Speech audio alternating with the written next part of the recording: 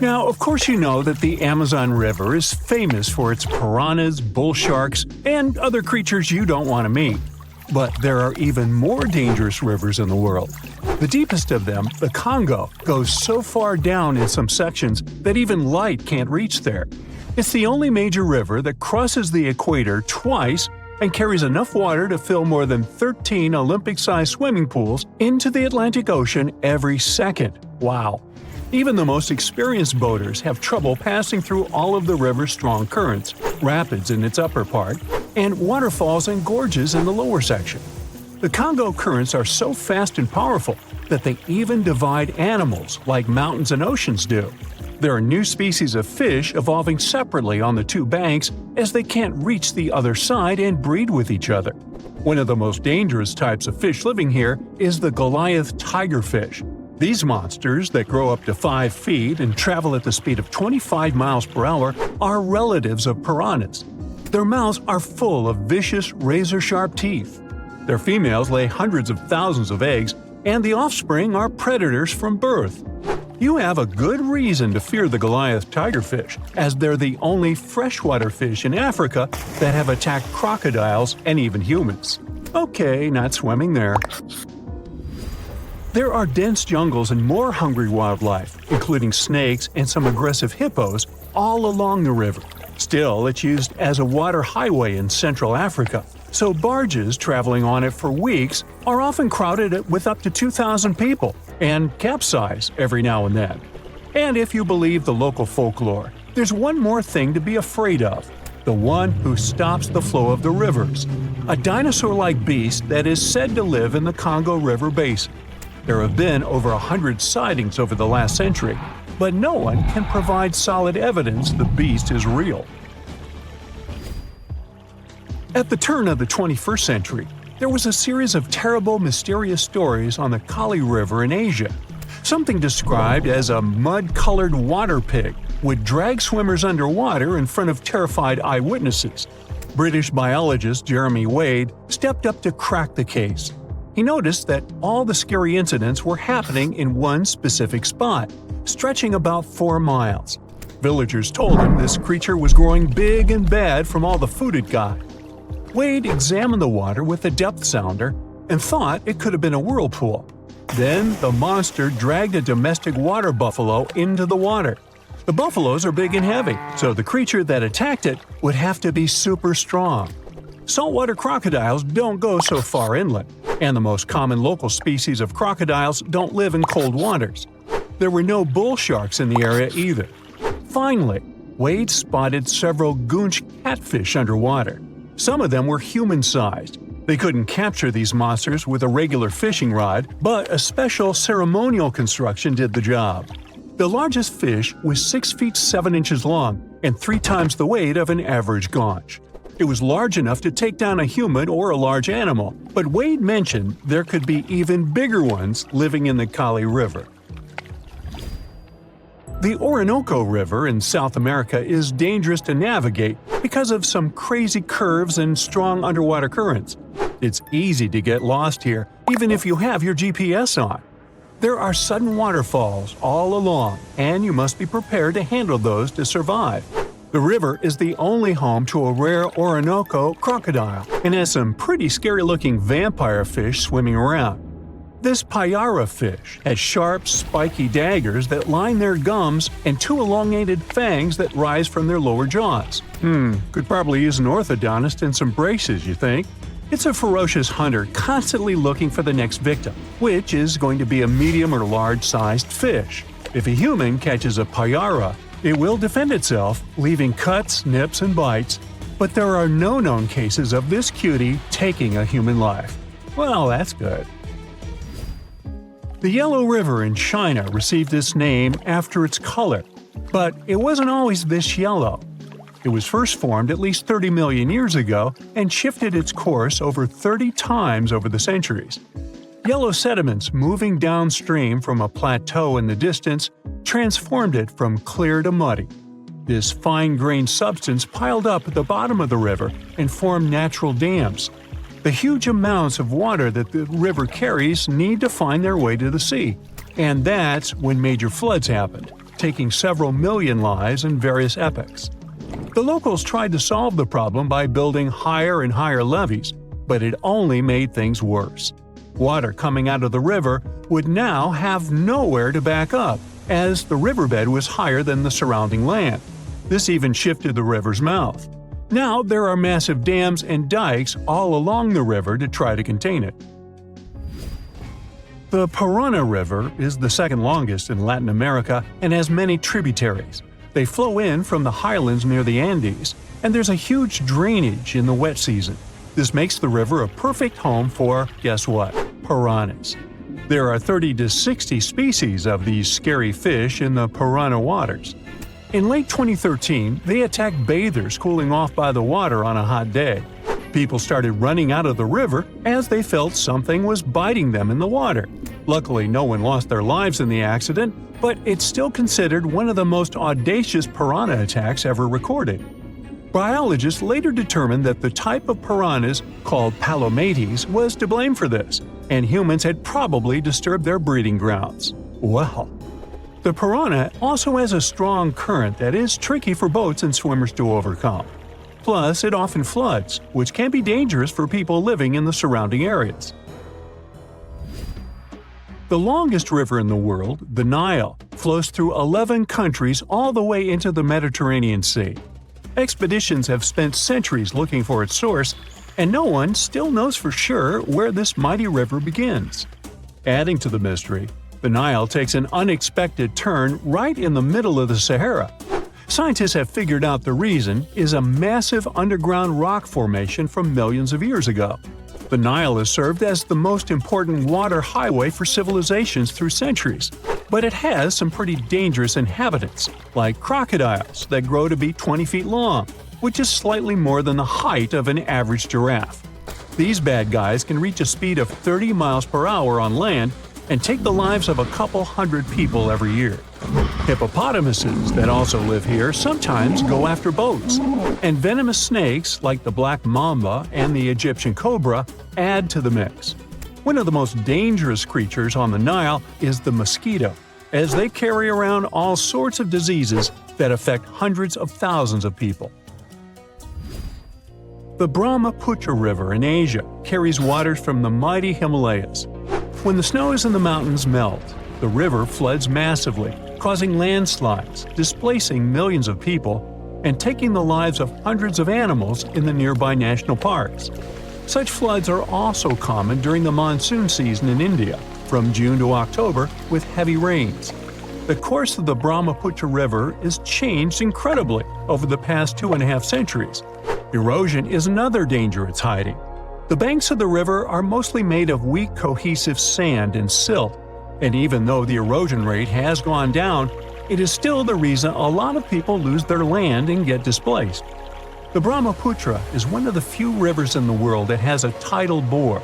That's a strong tidal wave that pushes up the river against the current where a river empties into an ocean or sea. And there you have it. You're strapped in a boat cruising down the Amazon River with the sun scorching hot. As you check out your map, your boat starts rocking back and forth. The water is starting to get more intense, so you hang on for dear life. You tuck your map in your pocket and try to take control of your boat. You strike some jagged rocks and duck low to avoid tree branches. Your boat strikes a large rock out of nowhere and capsizes. You're swimming in the murky green water. While you're trying your best to get ashore, your boat gets washed away. Underneath the water lies a whole new world of bizarre and dangerous animals. Candiru fish are snake-like creatures that can grow up to 16 inches long. Arapimus can weigh more than an adult male and are taller than most basketball players. They're the biggest freshwater fish in South America. They have a hybrid gill system that forces them to pop up to the surface every 5 to 15 minutes to breathe in oxygen for their large swim bladder. You swim out of the raging water and dry yourself off. Oh no, your map is completely soaked. There's no way you can get to your destination without it. You venture into the thick rainforest, shoving the branches and leaves away. As you get deeper, you notice something on a tree. It's barely moving, but it's got sharp claws and a raggedy coat. it stretches its arm to another branch and tries to pull itself up, ever so slowly. Sloths sleep more than half their days and only head down from trees once a week. They're so motionless, they sometimes grow algae and moss on their fur. The rainforest gets denser with each step until there's barely any sunlight illuminating the path in front of you. You notice a figure following you. With every branch you step on, you can hear a faint sound right next to you creeping around. You start walking a bit faster, and the sound catches up with you. You make it out of the dense part and tread along a narrow path until you reach a cliff. You can't walk normally here, so you pin against the wall and walk sideways to cross the hills. You slowly move across with the river 30 feet below you. You move your right foot, and some rocks fall into the river. You keep going and misstep. You're about to fall, but you hold on to a large tree branch and pull yourself up. You notice a couple of colorful poison frogs inches away from your fingers. Touching any of these frogs can be extremely dangerous and harmful, despite their amazing color patterns. The golden poison frog is one of the most poisonous animals in the world. One of them hops right next to you, so you let go of the branch and fall back in the river. The river is washing you down until you reach a calm current. Underneath you is a swarm of piranhas swimming with their sharp teeth. The red color on their skin is unmistakable, so you swim off like an Olympic athlete. Piranhas will eat anything that gets in their way, no matter the size. You grip onto a log and climb up a small rock to catch your breath. There's a huge electric eel underneath the rock. Despite their name, they're more related to catfish than eels. They use their powerful 600 volts of electricity to defend themselves and catch food. You're stuck, unless you're like the common basilisk that can run on the water like a jet ski. These incredible lizards have special webbing on their toes and can run the distance of a basketball court. You hop on a bunch of rocks until you reach the land. You continue walking along the riverbank until you come across a moving rock. You rub your eyes and see it moving again. It's a dinosaur-looking turtle that resembles a crocodile with armor. The mata is a freshwater turtle that disguises itself with its surroundings to catch prey. Their heads stretch longer than their bodies. You shimmy your way past it and continue. You head back into the rainforest and find a spot to rest. Wait, there are giant ants everywhere. They're the biggest ants in the world and can produce one of the most painful stings out there, even comparable to a wasp's sting. You immediately get up and find another place to rest. As you continue walking along, you notice the same feeling of something following you. You can hear some leaves rustling, but it's getting dark and there's no way of telling. You find a nice little spot to build a campfire and catch some Z's. But in the Amazon, everything is a threat. Except for those cute capybaras wandering around. They live in groups next to water sources. They're also the biggest rodents in the world. You don't need to worry about them if you're stuck in the middle of the Amazon rainforest. Suddenly, you feel something slithering up next to you. You look down and see a massive green anaconda just about to constrict you. They are the heaviest snakes in the world and can grow up to 20 feet long and have a huge appetite. You get up and sprint your way out of there. All right, you found a decent cave to crash in. It's daytime again, and you're still alive. You continue walking along the rainforest. You were able to find some breakfast to boost your energy for the rest of the day. You spot something on a tree that looks like a branch, but it's actually a potu, a master of disguise that can spend days motionless on broken tree branches. These bizarre birds use those branches as their permanent home, where they lay their eggs and chill all day. You continue your way through the rainforest and see a Brazilian wandering spider crawling on a tree branch right in front of you. 8 of these species can be found in the Amazon area. They are some of the most aggressive and venomous spiders out there. So, you make a big detour and walk away from it. You feel someone walking next to you again, but you still can't figure out what it is. You see a steep cliff with a waterfall hitting a large lake ahead of you. Looks peaceful, until you see a team of black caimans gathering around the shore. They're the biggest predators in the whole Amazon ecosystem and feed on anything that moves. It's a good thing you're on high ground, otherwise, whoa! You slip and fall down the river, right on the deep end. So far, no caiman spotted you. You swim underwater and try to get to the opposite end of where the reptiles are. As you climb out and dry yourself off, you notice some large black spots on you. You try pulling them off, but they've latched on pretty hard. The Amazon giant leech finds its target by tracking movement and shadow. Once they attach themselves to the skin, it's extremely difficult to extract them. The best way to do so is to slide your finger next to its mouth and pull it off slowly. Ugh. You manage to get them off your body and see that the caimans are swimming towards you. You're pinned to the wall with the lake of hungry reptiles approaching. Suddenly, a pink dolphin jumps out of the water and splashes all over them. They can grow larger than humans and are the celebrities of the Amazon. Scientists think they get their color from the blood capillaries on their skin. The Amazon even has bull sharks swimming around. These carnivorous giant fish are threatening to humans and can swim in both saltwater and freshwater. These sharks prey on anything within their reach, including other sharks. The dolphin distracted the caimans, so you climb up the cliff and try to find the best way to escape. Opened jaws waiting for you to fall into the pit are right below you. You're lucky enough to escape to the top, but as your arms pull you up, the first thing that you see is a jaguar looking straight at you. It's the creature that's been following you this whole time. You get up while it starts circling you, timing its strike. You know that you can't take on a jaguar, nor can you outrun it, so you grab a large tree branch from the ground to defend yourself. It jumps at you, but you duck down in time. The jaguar lands in the water far away from the caiman crocs. It's a good thing these large kitties are excellent swimmers.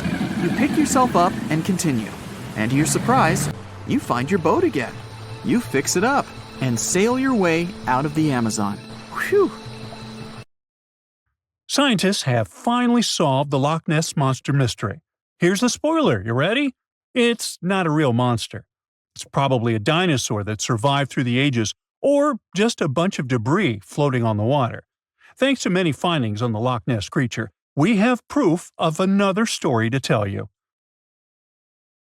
It was 1933 when a man named George Spicer and his wife were driving along the shores of Loch Ness. That's when they saw something massive with a long neck moving across the road. It looked like a creature straight out of the prehistoric era, a dinosaur-like beast unlike anything they'd ever seen. That was the moment that Loch Ness Monster theories started spreading around like wildfire. One of the most famous Loch Ness Monster sightings came just a year later, in 1934, when a man took a photograph that became the most well-known image of Nessie. That's the nickname she was given. She? Anyways, the photo, known as the surgeon's photograph, showed a long-necked creature rising out of the water, and for years it convinced people that the monster was real. But years later, the truth came out. One of the men who helped take the photo confessed it was all a hoax. The photo had been staged after all. When the photo was published, it had been significantly cropped. This made the animal in the picture look much bigger than in real life, fueling the theories that the Loch Ness Monster did in fact exist. In the 1960s, one of the first big scientific attempts to investigate the mystery of the Loch Ness Monster happened. A research team took sonar equipment to the lake and spent hours scanning the waters in search of evidence of large creatures. What they found was puzzling. They recorded several objects moving deep in the loch, or lake, with no clear explanation as to what it was. Though the team didn't manage to capture anything definitive, this sighting helped fuel the belief that there was indeed something massive living in Loch Ness. After that, research about the mystery of the Loch Ness Monster kept popping up. In 1972, with the help of underwater photography, some researchers managed to capture strange images, which got people's hopes up for a minute. But the truth is, this early research about the Loch Ness Monster was far from conclusive. Now, of course, not everyone bought into the mystical, magical theories about the Loch Ness Monster. Theory 1, from a professor of zoology at Oxford University, has made it clear that the monster is a biological impossibility. Hey, my pediatrician said that about me, too. Meanwhile, he says that no skeletal remains have ever been found in the region. Plus, no fishermen have ever caught anything resembling the creature in their fishing nets. For him, This works as proof that it simply can't be real. When it comes to the famous photos of the Loch Ness Monster as evidence, well, that's pretty simple. The professor offers a more down-to-earth explanation. He argues that these images are either showing floating debris or birds, like cormorants, which have long necks and often appear to be low in the water. When people refute his suggestion, he takes us back to human psychology and explains that people often make mistakes and misjudge the size of things, especially when they just caught a glimpse of it, and even more so when they are hoping to see something specific. Now, many of those alleged photos depict an animal with a long neck and a small head, which has led some to believe that what they're seeing is a plesiosaur, a giant marine reptile that lived 215 million years ago and disappeared with the dinosaurs. The idea of a plesiosaur surviving all these years is a theory that's been around since the first sightings of the creature. But this researcher isn't buying it. He explains that no plesiosaur fossils have been found in the region dating to anything later than 66 million years ago. The idea of a prehistoric creature still lurking in the waters of Loch Ness just doesn't hold up scientifically. Then there's theory number 2, from a British naturalist who has spent over 50 years investigating the Loch Ness Monster phenomenon. His conclusion is a little less dramatic.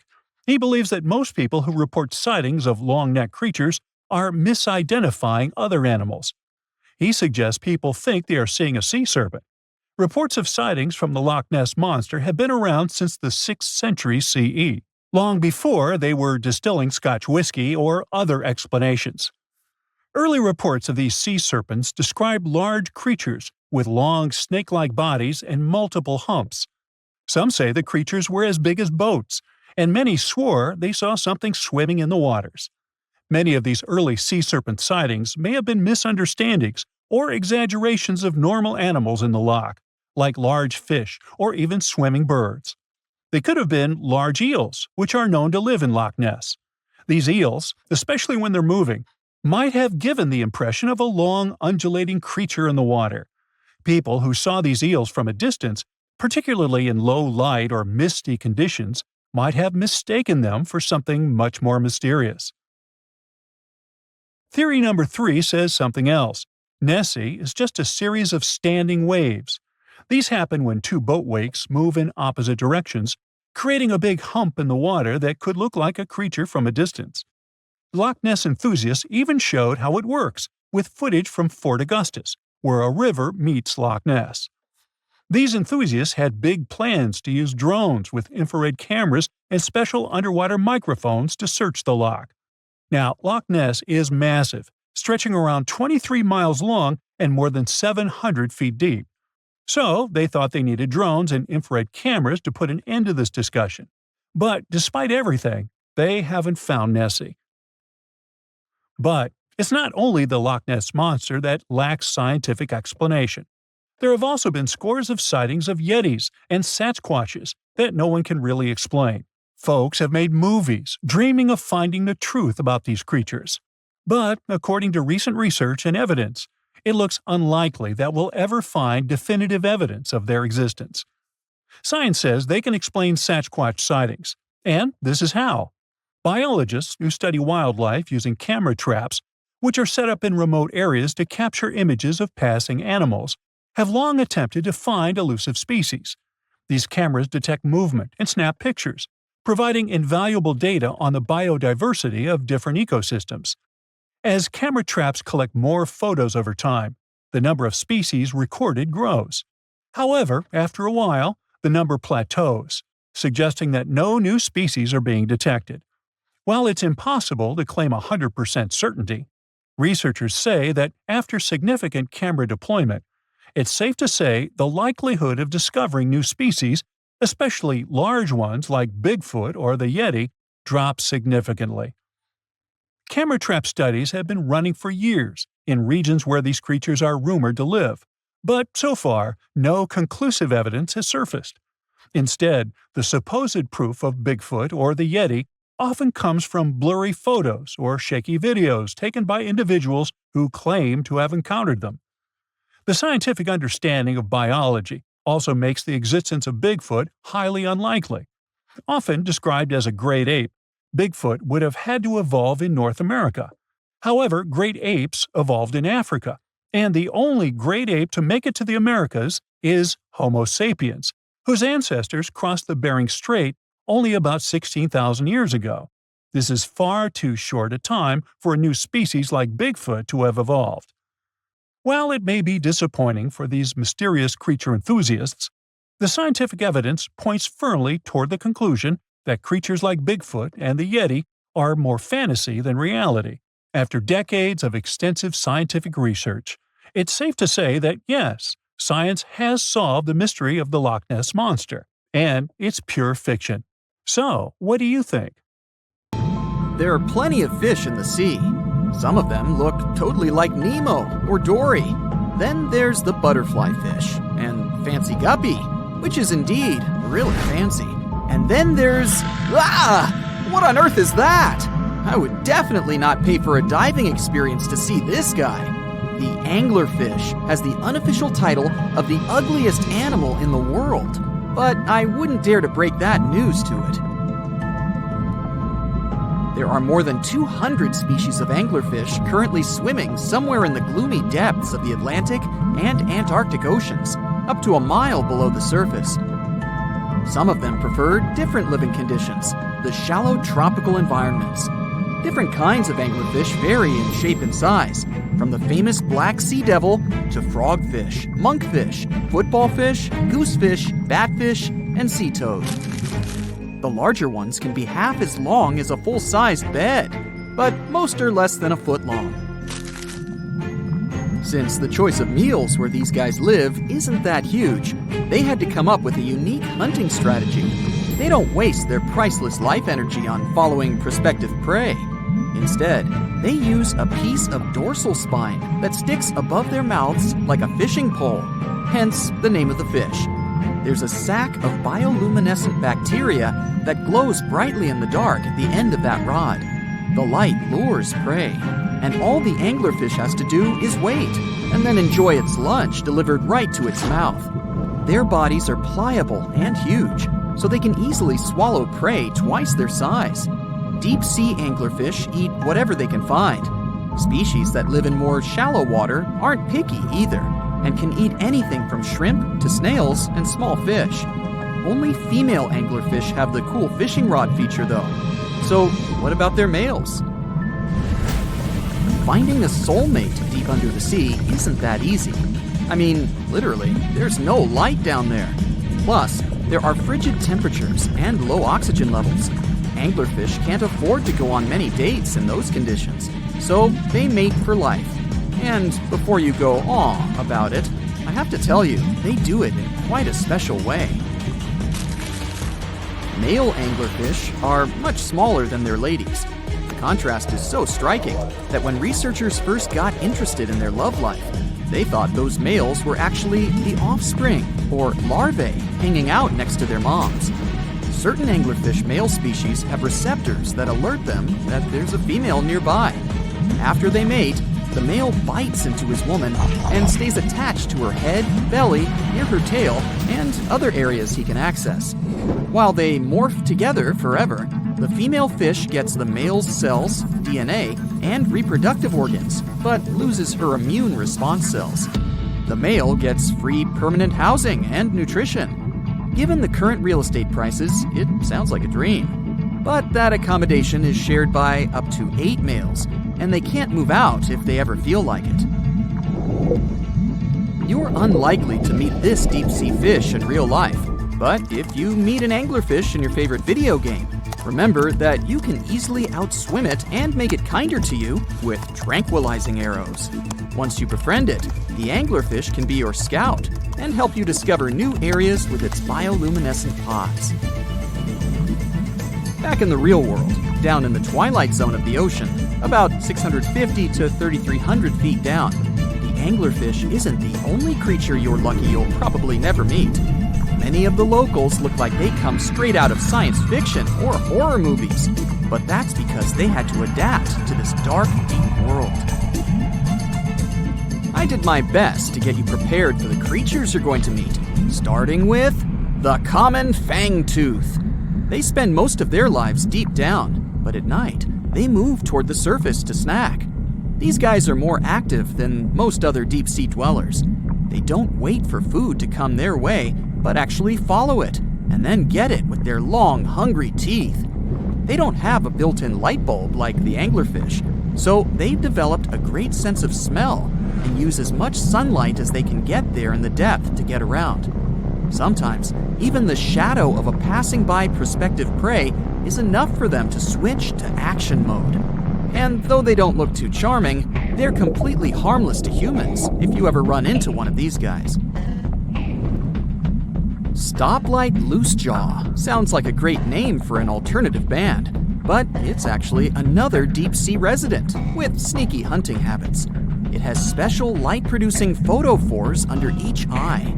They emit green and red light like a stoplight, hence the name of the fish. Unlike other fish, these guys hardly ever leave the twilight and midnight zones. Their lower jaw is a quarter of the total body length, and the stoplight keeps it open all the time, hoping to get some lunch. It looks like a ferocious predator, but mostly prefers zooplankton, with an occasional dessert of shrimp, krill, and fish. I'm sure you didn't expect to meet a hybrid of an eel and a bird, but here it is!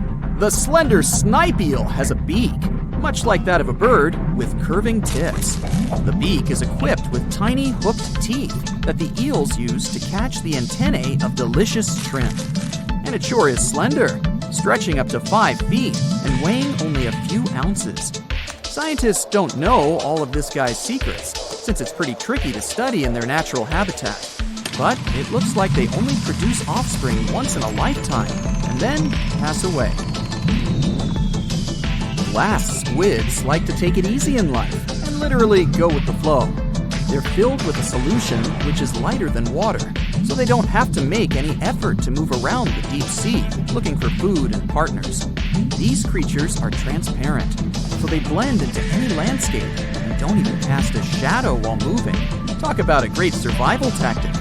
If danger finds it anyway, it can transform into a lumpy ball, pushing its head and tentacles into its mantle cavity. It can also release ink into the mantle and go from transparent to black. The same ink can protect it against hungry whales and seabirds. Another tactic they use to scare off predators is to activate their light-emitting organs around their eyes. I'm getting hungry. Maybe I can snack on this sea cucumber. Ouch, it's moving! So I guess it doesn't belong in a salad after all. These soft-bodied fellows live in all parts of the ocean, from shallow waters to the deep underwater world. Most of them slowly move around with their tiny feet, but some crawl around by flexing their bodies. Sea cucumbers can shed their internal organs when there's a predator approaching. Those sticky organs distract the intruder, and the happy cucumber moves on and just grows the organs back. What's that glistening in the distance? Looks like someone dropped gems in the water. That's a sea sapphire, also known as the most beautiful animal you've never seen. Some males of this type of copepod can change color from deep blue to purple, red, or gold. 1 second later, it's gone. And it's back, shimmering bright.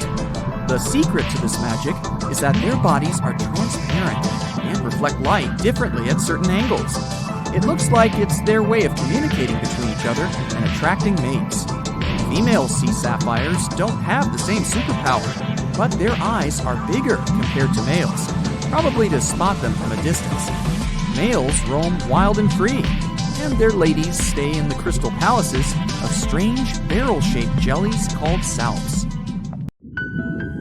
Now imagine a creature with a body that is reminiscent of a cuttlefish, with eyes sticking out from stalks like a funky headband, fins on its tail, and a long skinny nose ending in a mouth full of teeth. Or maybe this thing could be a claw. Yep, the Tully Monster is on the move. It's definitely one of those freaky creatures you wouldn't like to face while scuba diving somewhere. Luckily, it went extinct 300 million years ago. This unusual marine beast was discovered in the 1950s in Illinois, and scientists couldn't even agree what it really was. Some thought it was a vertebrate, which means a group of creatures with a spine, like us humans. But a team of researchers in Japan studied many fossils of the Tully Monster, using advanced laser scanning technology to check them in detail in 3 dimensions. There's still a lot they don't know about the Tully Monster, but they managed to realize it didn't have any spine at all. Now the next step was to see what type of invertebrate it was. Could it be vertebrate-like, such as a land sled? Or are we talking about something closer to snails and worms? They also discovered the creature had segmentation in the head area that extended from its body, and that's not something bony creatures have. Still, in recent years, some researchers had the idea the Tully beastie could be related to jawless fish, such as lampreys. These fellows belong to the most ancient group of vertebrates, and are not pleasant to see either. In the case of lampreys, we're not talking about extinct animals. They're still out there somewhere, wandering the ocean and scaring other animals, or you, if you see it in the northern and western parts of the Atlantic Ocean where they live. And they've been here really long, even before the dinosaurs. A long time ago, long before humans or I even existed, there were eurypterids, weird creatures from a group we call arthropods, which includes spiders, insects, and crabs. But eurypterids were unlike anything you've ever seen before. They had a body shape similar to horseshoe crabs, with many segments that made up their body. Instead of legs, they had special appendages at the front that acted like oars. Some even call them giant scorpions, but most eurypterids were actually quite small, except for this special one, which was truly enormous. It could grow to a staggering length of about 8 feet. Wow! The next time you see a crab scuttling along the beach or a spider swimming its web, remember, we're lucky we only got mild versions of their ancient relatives, which, by the way, disappeared hundreds of millions of years ago. Whew. Now, some eurypterids were pretty fierce and fast predators. They would swiftly swim after their prey, chasing them down in the water. Others were more like scavengers, living on the bottom and feeding on whatever they could find along the way. They had a taste for the leftovers, like some sort of cleanup crew of the ancient oceans. Eurypterids love to spend their time in brackish water environments. It's water with more salinity than fresh water, but still less than seawater. Now imagine you're just floating around and all of a sudden you see this guy. No, it's not some weird tiny spaceship, and you won't see it floating in space, even though that's where it would perfectly fit in, as some weird creature from another planet you'd see in sci-fi movies. You'd actually see it floating in the sea because we're talking about a really small animal with enormous eyes called Dilophosaurus. Each of its eye bulbs was about a quarter of its whole body length. That's what gives it that space look, like it might live on one of the oceans under the surface where we look for life, like Europa, one of Jupiter's moons, or Titan, Saturn's biggest moon. I could easily imagine creatures like Dilophosaurus giving us a warm welcome once we get to Mars, too. Dilophosaurus had great vision. It would keep a keen eye out for any movement in its surroundings. Once it noticed something, it would swiftly launch its spiky appendages forward. At first, these things looked like tools for fixing stuff, but Dilophosaurus actually used them to capture smaller arthropods. The unusual thing is that even though it had such great eyesight, Dilophosaurus still spent most of its time catching prey in brighter waters near the surface. And yet, scientists found its fossils in the rock layers that are more often associated with darker environments, where animals such as deep-sea crinoids and vampire squids reside today. It's confusing. But one of the explanations for this says it's possible these deep-sea creatures actually lived in shallower waters in the past and later ended up in the depths as the geography of our planet changed over time. No one knew what Dilophosaurus really was. It could belong to a group of arthropods, and it seems to me that's where most of the world's weirdest creatures are. Some believe it could be related to mantis shrimp, while others compare it to blind, worm-like crustaceans that live in dark underwater caves. And check out this enormous worm lurking beneath the sandy ocean floor patiently waiting for its next meal to swim by. These ancient creatures were like stealthy predators, perfectly camouflaged in their sandy lairs. And now, 20 million years later, scientists have found the remains of their hidden hideaways. The burrow they discovered, shaped like the letter L, was found preserved in ancient sediment on the seafloor of Taiwan. It was around 7 feet long and only an inch wide. That's where the ancestors of modern bobbit worms lived.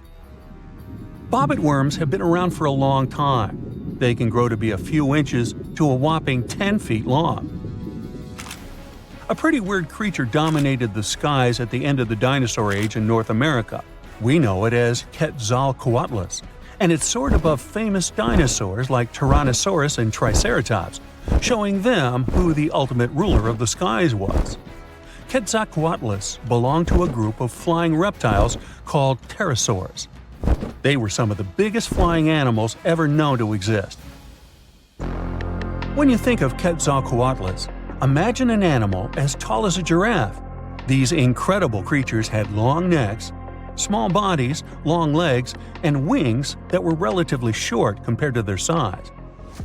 The biggest of its kind was really massive and held the title of being the largest flying creature of all time. They had long, pointed skulls, while some also had short crests at the back of their heads. And for a long time, researchers were confused about how these giant pterosaurs hunted for food. At first, some even believed that Quetzalcoatlus and its relatives were like giant vultures that scavenged the remains they would find around. They drew such a conclusion because Quetzalcoatlus fossils were found inland, away from the coast where other big pterosaurs were found, such as the crested pteranodon. Plus, many thought these fellas were skilled at skimming, which means lurking over freshwater systems and catching fish. But it appears these massive animals were actually predators with excellent hunting skills. The exact technique they used to catch their prey remains a mystery, though. Now here's another cool discovery, a specific fossil as the oldest evidence of muscle tissue ever found. This fossil belongs to a group of animals that includes modern creatures such as jellyfish, corals, and sea anemones. And it looks so cool and unique, right? It has bundles of fibers arranged in a four-fold symmetrical pattern, similar to what we see in cnidarians today. This arrangement is different from any other fossil from that period. Now, this fossil may look weird, but it helps us understand the evolution of muscle tissue in animals. All of us actually, got new options for discovering different feeding strategies and generally new things to do thanks to mussels. And it's not like scientists usually get to study fossilized mussels. It's more that they learn about that based on how animals feed, reproduce, move, and do other things. So this cool fossil suggests animals may have had an earlier origin than we used to believe. In the past 30 years, scientists have made an incredible discovery of a new creature living deep beneath the surface of the ocean. And the name of the creature is the harp sponge. Now, if you're wondering why it took so long to come across this animal, then I might have the answer. These creatures typically hang out at a depth of roughly 11,100 feet beneath the ocean's waves. The sponge species was first discovered off the coast of California thanks to a robot that was sturdy enough to explore those crazy depths the ocean has to offer. This is no doubt an area of the planet where even the most benign-looking creatures can be potentially dangerous. But even scientists were surprised to find that this creature was more than just a sponge. Now, this might seem obvious, but the harp sponge got its name because its basic structure, referred to as a vein, is the same shape as a harp. Each vein is made up of a horizontal branch supporting several parallel vertical branches. But don't let the harp sponge's fanciful and amusing appearance or its non-intimidating name fool you. Yeah, the harp sponge is very much a deep-sea hunter. It has a unique ability to capture and envelop small animals using its rhizoids, short, thin fibers. With their help, the harp sponge clings on to the soft, muddy bottom and catches tiny creatures that get swept into its branches by deep-sea currents. Uh-oh. Other sponge creatures often feed by pulling bacteria and bits of organic matter from the seawater and filtering them through their bodies. But not our harp sponge. Instead, it snatches its future meal with minuscule barbed hooks that cover each of the harp sponge's branches. Now, harp sponges prefer tiny crustaceans like crabs, crayfish, shrimps, and prawns. Once the harp sponge has one of them in its clutches, it envelops the animal in a thin membrane before slowly beginning to digest it.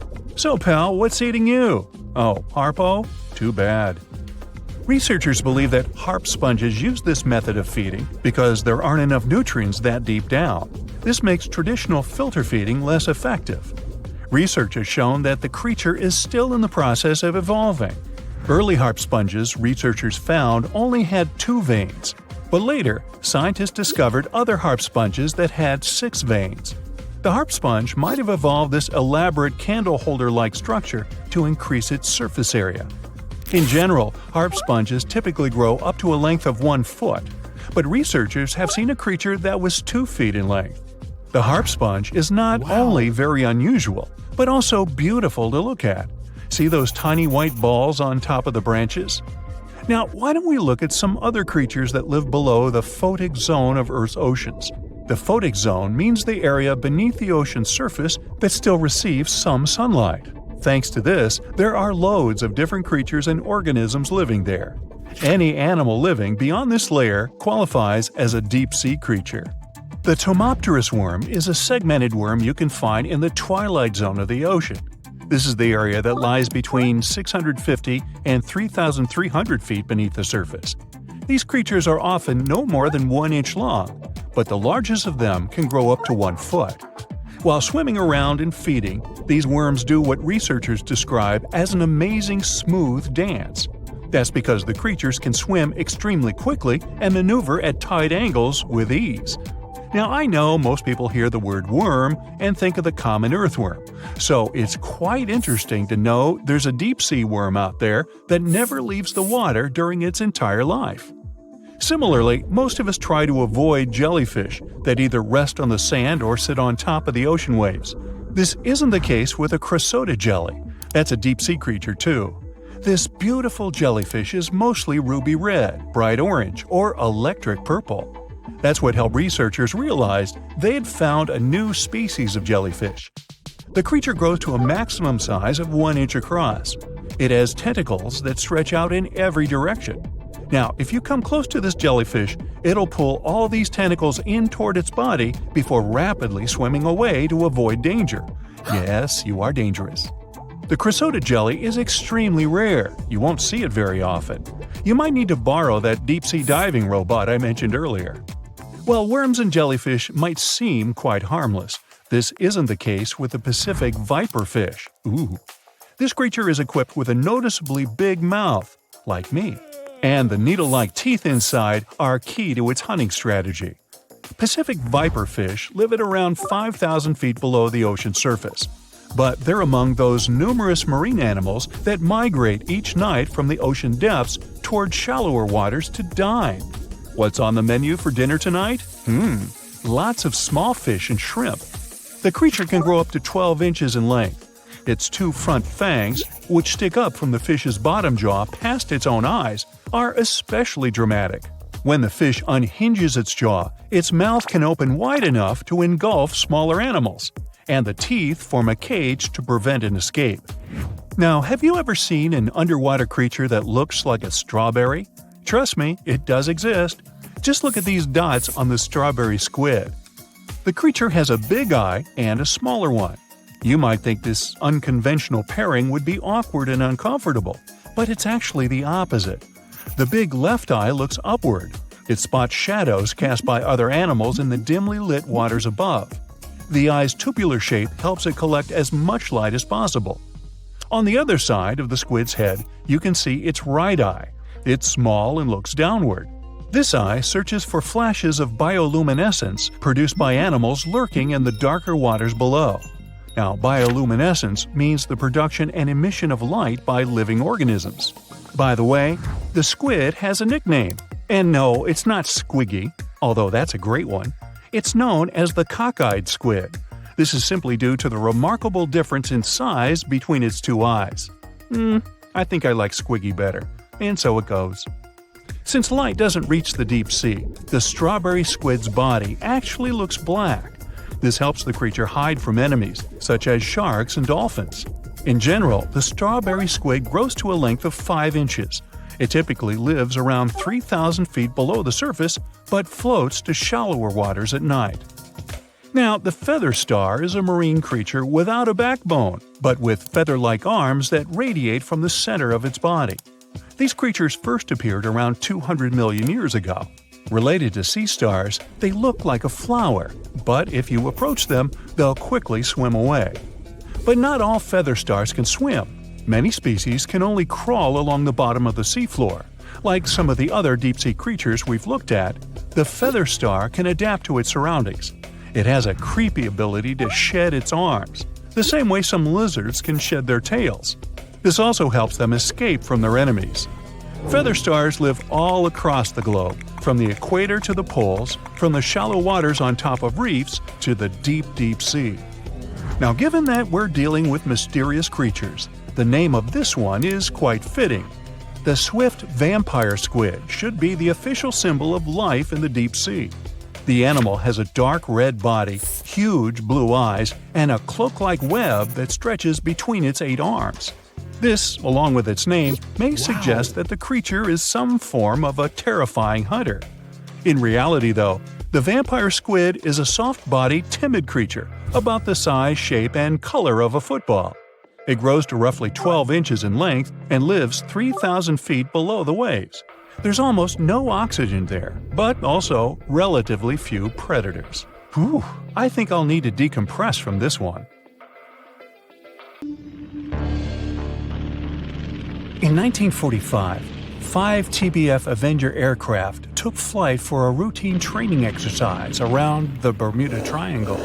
In the middle of the exercise, the planes were struck by intense rain and heavy winds, despite the clear weather forecast. The pilots became extremely disoriented and radioed the base to report that their navigational equipment had stopped working.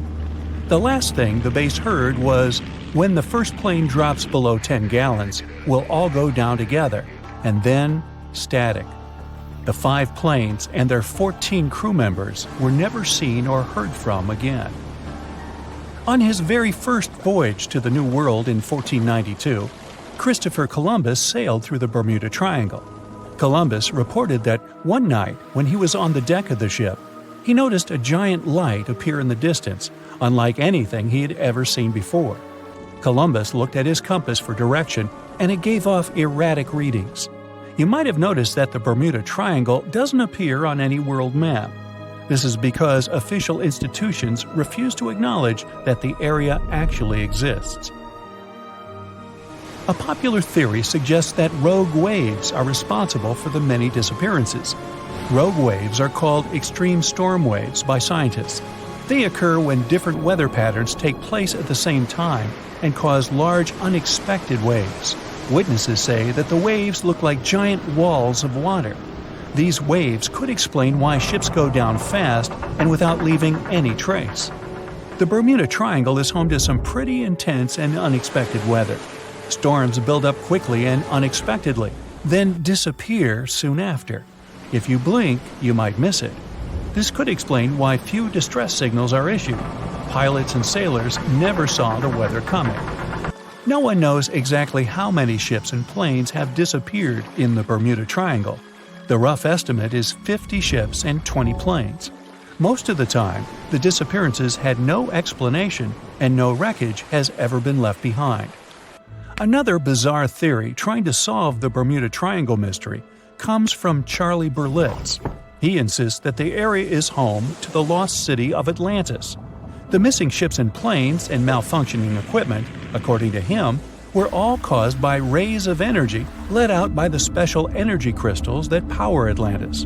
While this sounds silly, Berlitz's theory was convincing enough that over 20 million people bought his book worldwide. In the year 1800, a large sailing vessel called the USS Pickering departed from the U.S. on its way to the West Indies. The ship sailed into the Bermuda Triangle along with its 90-man crew and was never heard from again. The USS Pickering was the first ever confirmed ship to vanish in the Bermuda Triangle. It's believed that the ship was taken out by a storm, but because no wreckage was ever found, we'll never know for sure. When the TBF Avenger planes went missing, a massive search operation was conducted. Boats and planes searched the Bermuda Triangle for any signs of the aircraft. One of the boats searching was a PBM-5 Mariner airboat. The airboat took flight at 7:27 p.m. and called in a routine radio message 3 minutes later. Then, it was never heard from again. No trace was ever found of the rescue airboat or the 5 Avenger aircraft. An enormous investigation was launched into the disappearance of all these vehicles, but nothing was ever discovered. This particular area of the ocean is one of the most heavily traveled shipping routes in the world. Some skeptics believe that this fact solves the mystery. Statistically, the busier the area, the higher the frequency of accidents and disappearances. While this makes sense, it's not the frequency of disappearances that's responsible for the mystery of the Bermuda Triangle. It's the lack of explanation or wreckage found. On the ocean floor, decomposing organisms let off large concentrations of methane gas that gets trapped under the water. This gas can build up until, boom, it ruptures. The gas surges up to the surface and erupts. If a ship was in the area of one of these ruptures, the water would become much less dense and cause the ship to sink rapidly and without warning. Scientists believe this could be the cause of the many disappearances in the Bermuda Triangle. While this theory makes a lot of sense, it doesn't seem too likely. The U.S. Geological Survey has stated that no large releases of gas are believed to have occurred in this area for the past 15,000 years. The ocean floor is made of rocks containing a lot of magnetite. It's more like iron. Magnetic fields react to high concentrations of magnetite on the ocean floor, which may start a sort of conflict between the two. It can often lead to various weather anomalies and, as a result, navigation issues. And, naturally, any changes in the ocean floor or the Earth's magnetic fields influence the Bermuda Triangle a lot. Since the magnetic field is constantly moving, it might be also taking the Bermuda Triangle with it. Now that people know where the triangle is, it's easy to avoid it.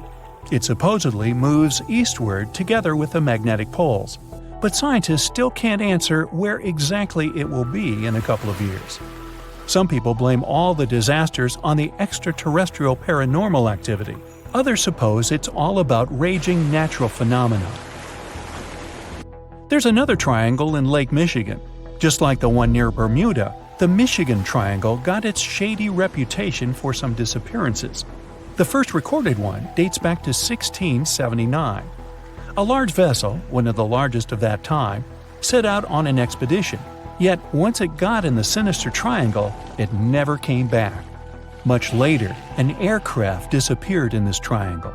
The skies are usually very clear there, but back in 1883, some people witnessed abnormal things in the area.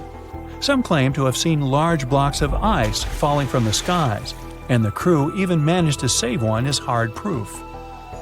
Meanwhile, the Pacific Ocean Mystery Area is another sinister triangle. Off the south coast of Japan, not far away from Tokyo, there's a sea where plenty of ships met their doom, disappearing without a trace in these waters. They call it the Devil's Triangle. Some scientists believe the cause of anomalies is the environmental changes. Also, there's a really high concentration of methane hydrates on the bottom of the ocean in the Pacific Triangle area. You're deviating from your original course and sailing in the wrong direction. There's the Caribbean Sea near the triangle, peppered with small islands. The seafloor here isn't deep. The ship can get in shallow waters. And now the ship is stuck on a shoal, and you have no idea where you are. If this were the 21st century, the ship's captain would be able to reach the shore using GPS and other modern navigation. But the most interesting thing is that the compass would work correctly this time, since the magnetic North Pole hasn't already coincided with the true one for a long time in the territory of the Bermuda Triangle. The agonic line is somewhere far away from here. There are no problems with navigation now, but for some reason, this is where ships disappear. In fact, not just here. Throughout the Atlantic Ocean, there are places where many more ships were gone. The Bermuda Triangle is not even in the top 10 of such places. One of the main reasons why many ships are lost here is that one of the most popular shipping routes in the Atlantic passes through the Bermuda Triangle. And the more ships in one place, the more shipwrecks. Simple probability. Then, it just starts getting weird. Other theories say that there's a space-time rift in this region. Ships and planes fall into this rift and end up in the past or the future. But for some reason, there's not a single proof of this myth. There's no reason to think that the rift is hidden somewhere here. The base of an extraterrestrial civilization is located in the Bermuda Triangle. Visitors from other galaxies steal sea vessels along with the crew, so no one finds the wreckage of the ships. This is also a popular myth that has no scientific justification. The Kraken lives somewhere in the triangle. It's a huge squid that sinks ships and also is a legend that sailors tell each other. However, gigantic squids live in the depths of the ocean. They can grow to the size of half a train car, but no cases have ever been recorded where they sunk a large vessel. And in the area of the Bermuda Triangle, they have never ever been seen. People in the past didn't know about the existence of these creatures, so when they saw them for the first time, they described them as huge, terrible monsters. Giant squids are some of the most elusive creatures on Earth, and scientists had to use sonar equipment to find them. They don't like to leave the dark depths and are likely to be afraid of the sound of any ship. So, that should squash the squid as a suspect. Well, hey there! We dive back in time and into the oceans over 500 million years ago, just, because we can. Whoa! Watch out! It's not megalodon or giant sea reptiles you need to look out for here. It's a bizarre, unearthly-looking creature called Anomalocaris. The name means unlike any other shrimp, and I think you'll agree, it looks like a nightmarish cross between a shrimp and a modern-day centipede. 2 tentacles protruding from its face, each lined with razor-sharp teeth. Oh yeah, and this thing was about the size of your leg. With a wave-like movement of the flaps on each side of its body, it was graceful for a terrifying creature. It was also more advanced than any other life on this planet at the time.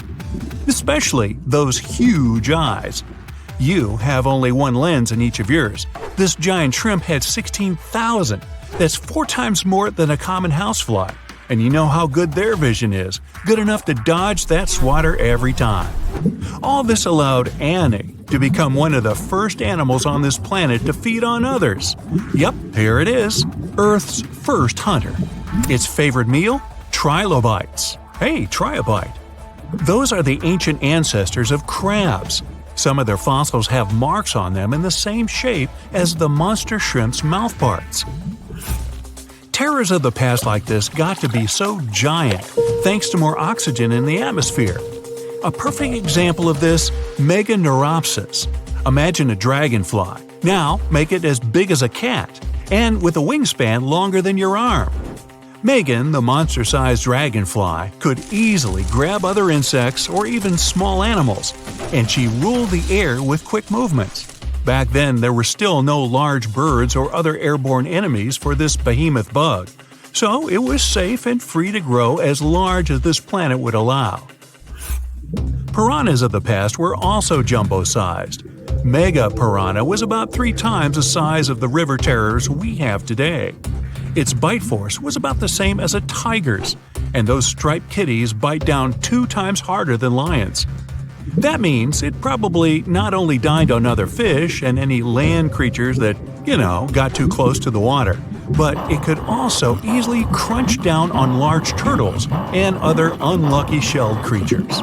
And fun fact, modern-day piranhas bark like dogs when they're about to enter a confrontation. It actually sounds more like a frog's ribbit. But makes you wonder, what did this mega-sized ancient cousin sound like? A bear roaring? How about giant sea scorpions the size of your bed? Go back about 460 million years and you'd see them swimming under you.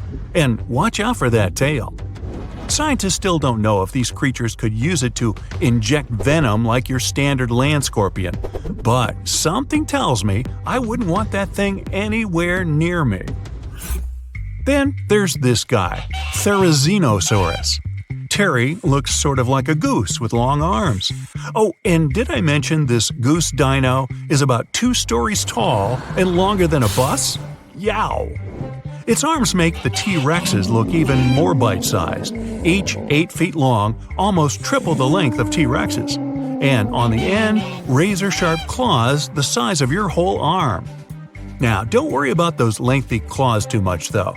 Terry probably used them to cut through giant termite nests. So, this huge reptilian goose was more interested in eating bugs and plants. Another mega monster for you, Megatherium. The giant ground sloth could look a giraffe straight in the eye and weighed as much as a hippo.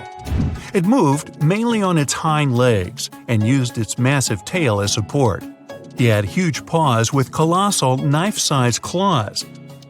The sloth could use them to defend itself from enemies and to bend tree branches in search of food. But the biggest danger to the giant ground sloth wasn't dinosaurs or saber-toothed tigers. It was our own species. Yep, humans showed up just in time to meet this fellow and to, eat him up. Titanoboa was a terrifying 50-foot snake, as long as the great megalodon itself. It was also more than 2 times heavier than the heavyweight champion among snakes today, the green anaconda. Crocodiles were a regular on this serpent's menu. Titanoboa could swim 3 times faster than the fastest Olympic swimmer our species has ever seen. It was quicker and more dangerous in the water than outside it. And don't forget the boa part of its name. This massive snake wasn't venomous. Instead, it liked to squeeze. Remember that giant shrimp from earlier? Well, Opabenia looks like its teeny-tiny finger-sized cousin. And instead of 2 toothy tentacles, this thing had a vacuum hose coming out of its face. On the end of that trunk, what looks like a single crab claw. Add 5 eyes and a mouth under its head, and you've got a recipe for something not of this planet. Only it is. This creature used its trunk like an elephant does. Its claw grabbed food from the bottom of the ocean and brought it up to its mouth. This thing is so weird-looking that, apparently, when the scientist who discovered it presented his findings to an audience, they all laughed as if he were joking. Now, a real-life monster, the Tully Monster. From a distance, it looks a bit like Nessie, that long neck and teeth-lined jaws. But get closer, and you'll see it's more like a long nose with a mouth attached at the end, like a mosquito. Its eyes are further back, sticking out of tubes all snail-like. Tully was an ancient mollusk, about the size of your forearm. It probably dined on jellyfish and shrimp 300 million years ago. Thylacus smilus will put a smile on your face as long as you don't get too close. No, it's not a relative of the saber-toothed tiger. It was a marsupial, making it more related to a kangaroo than anything. And if you compare them to body size, its fangs were actually longer than a saber-toothed tiger's. And they grew continuously. As for that beard on its chin, that's actually all chin. The lower jawbone grew down to a point under the mouth. Those fangs were rooted to the skull, going way back to its eyes. When the mouth was closed, that bony beard protected the long, sharp teeth from breakage. Staganapolis, not to be confused with Minneapolis, might look like a big crocodile with a squished-in snout, but it was mostly harmless. Its small head and very few teeth meant the reptile didn't have much to work with when protecting itself. That's what all those armored scales were for, and no need for huge fangs or long rows of razor-sharp teeth when you're a plant eater. That beak-like tip on its nose allowed the stag to dig up plants. So, really, this reptile was more like a 10-foot scaly pig than a croc. Basilosaurus was a type of ancient whale that lived on our planet about 45 million years ago. Not quite as long as a blue whale, but this guy was still big enough to munch down on other whales and even sharks. Some people believe these monsters could still exist today. Eyewitnesses claim to have seen a giant sea dragon, and Basilosaurus fits the description. Plus, 90% of our oceans are unexplored. There's plenty of space to hide a sea monster. But scientists haven't found any fossils of this ancient whale younger than 3.7 million years. So, this myth is busted. Stegosaurus is one of the most recognizable dinosaurs that ever lived.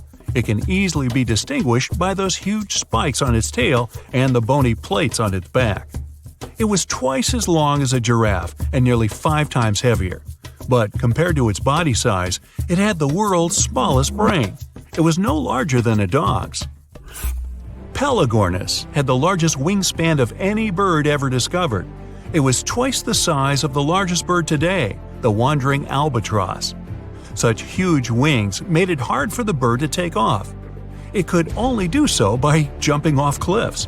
And when it finally spread its wings, this giant could only go about 40 miles per hour. The fastest bird today can reach speeds 5 times that.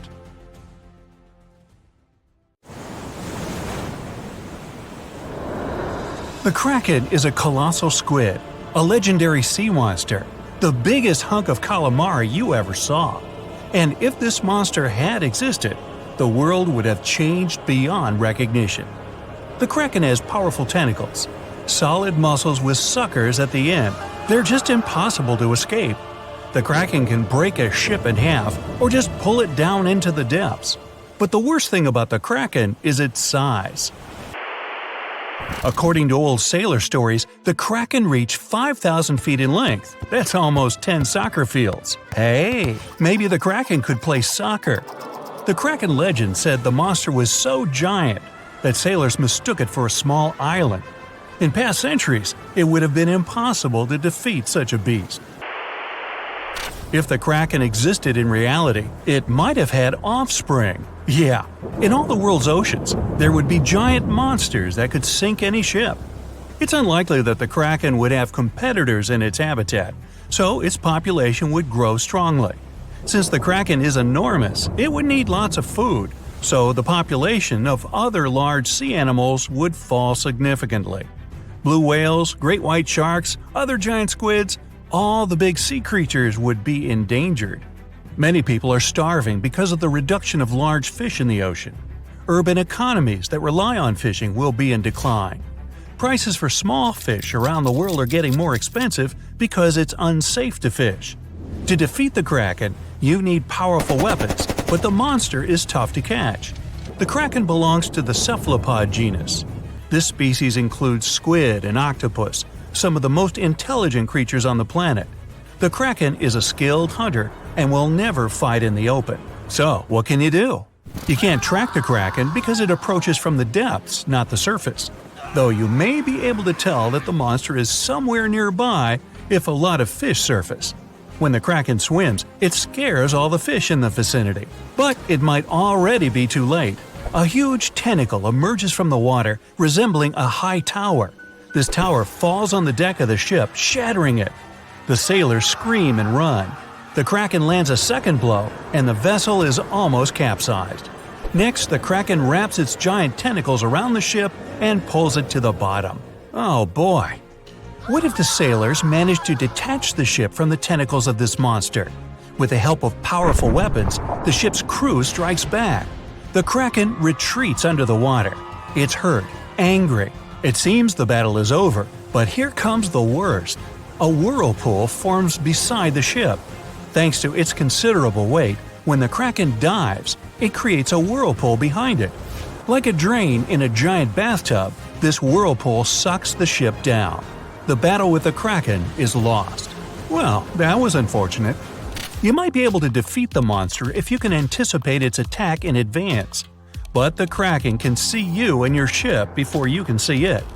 Colossal squids live in deep waters, and they have the largest eyes among all animals. The squid's eye is the size of a dinner plate. Thanks to this, they can see their prey from far away.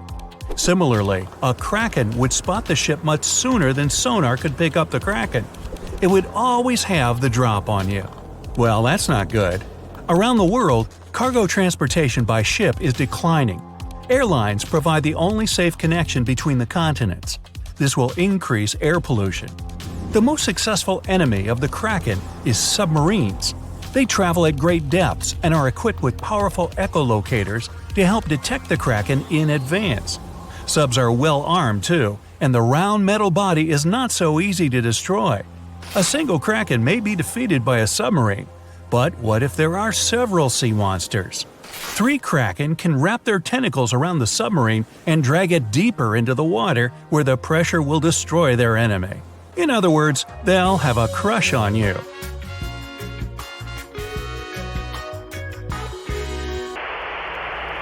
The existence of the Kraken will have dramatically changed the development of many countries.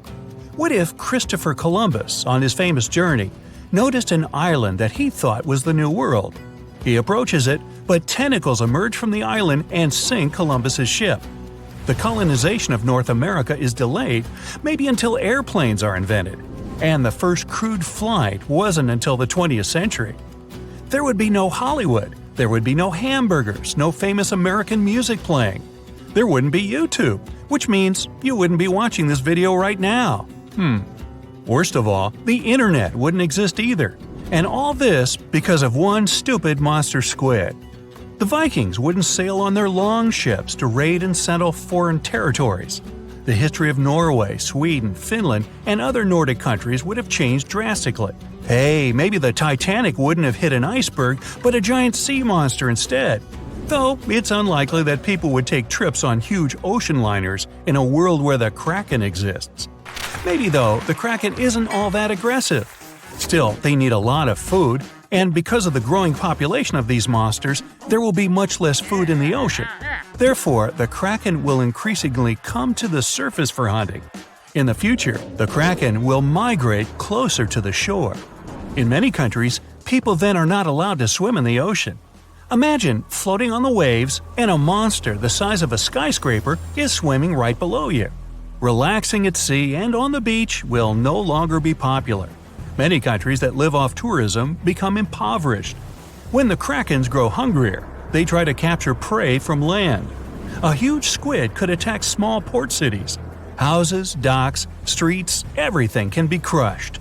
A tremendous amount of plastic is thrown into the ocean near the coasts of large countries. Billions of tons of plastic will bother the Kraken.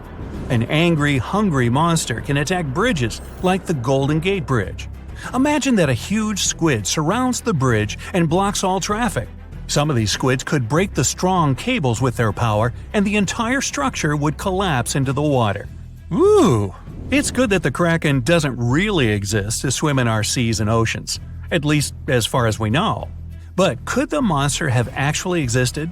Legends stretch back years, but scientific evidence appeared in the middle of the 19th century. In 1857, a 3-inch diameter squid beak was discovered on the coast of Denmark. Other huge squid remains were found in the Bahamas, and then scientists were convinced that gigantic squids existed.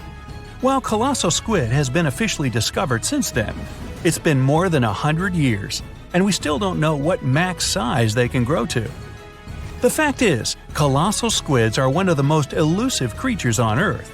They live in the depths of the ocean where it's challenging for scientists to reach. Any dive to a greater depth requires powerful, bulky equipment.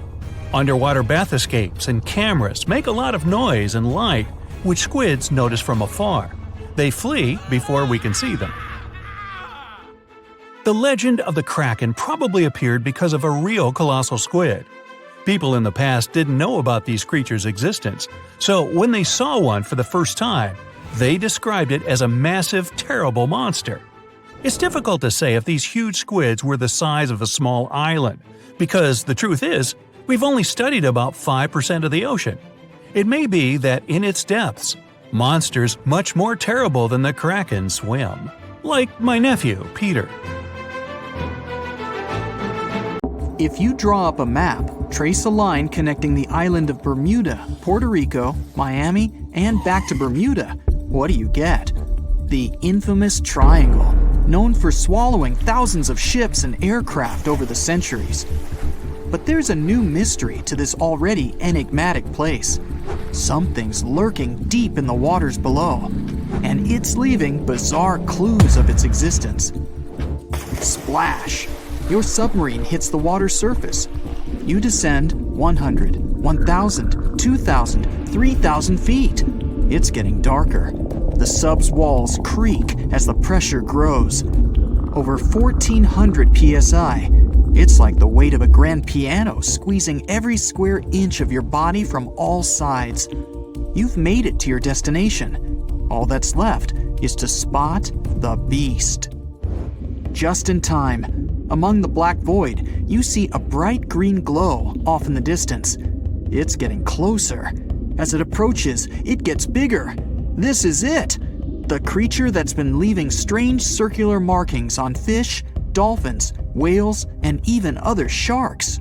Behold, the cookie cutter shark! Don't let its size fool you.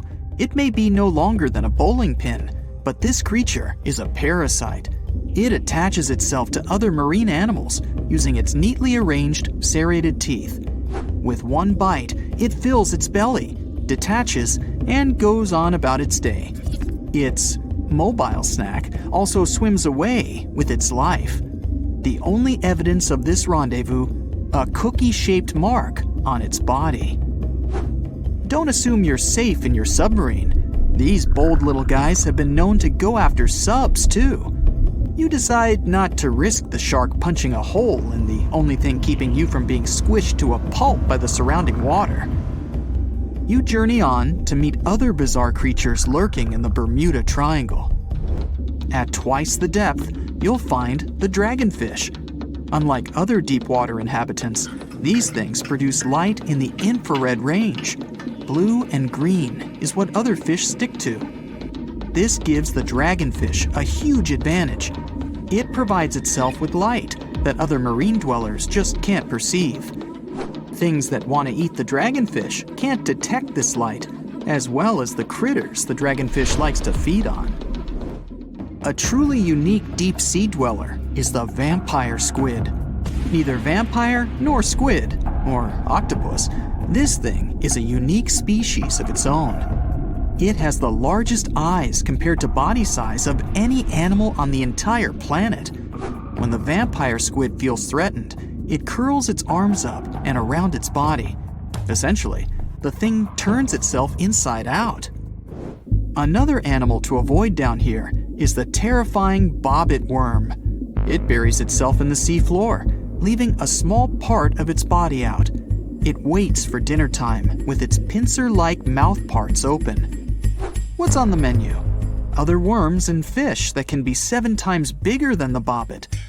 It uses its 5 antennas to sense when lunch is close enough to snap. In an instant, the worm launches forward and grabs its lunch with its mouth parts. It's not done yet. Once it's got its jaws locked onto its lunch, the worm injects it with venom and pulls it down into the burrow to feast. One of the deepest trenches in the Bermuda Triangle is the tongue of the ocean. This is also the secret breeding grounds of tiger sharks. You'll instantly recognize them thanks to those darker gray tiger stripes on their sides.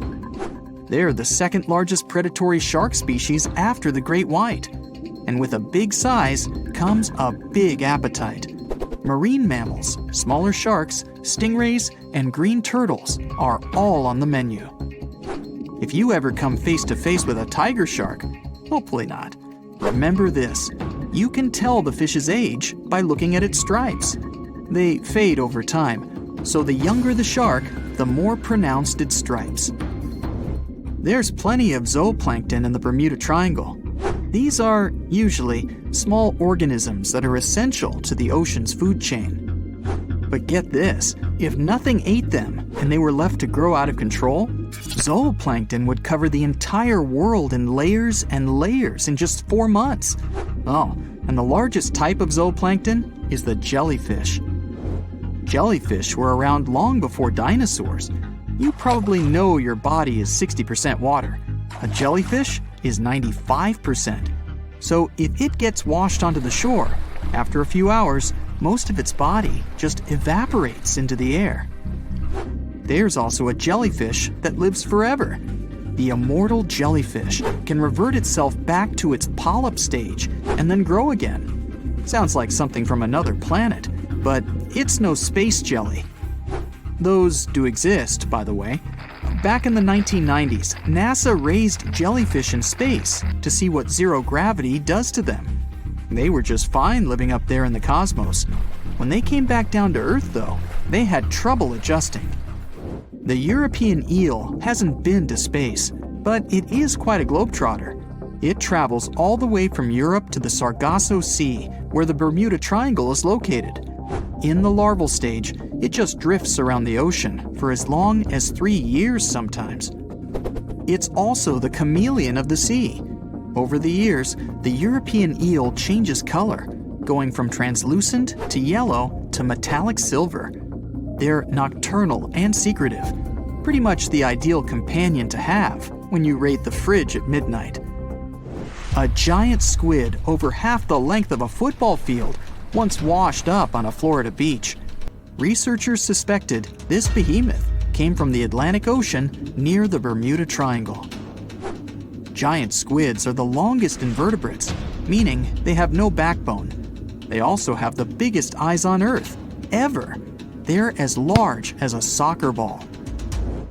Another creature found near the Bermuda Triangle is Sterer's cave shrimp. They were so good at keeping to themselves that no one knew these creatures even existed until 2011. Some female cave shrimps carry an impressive number of eggs along with them.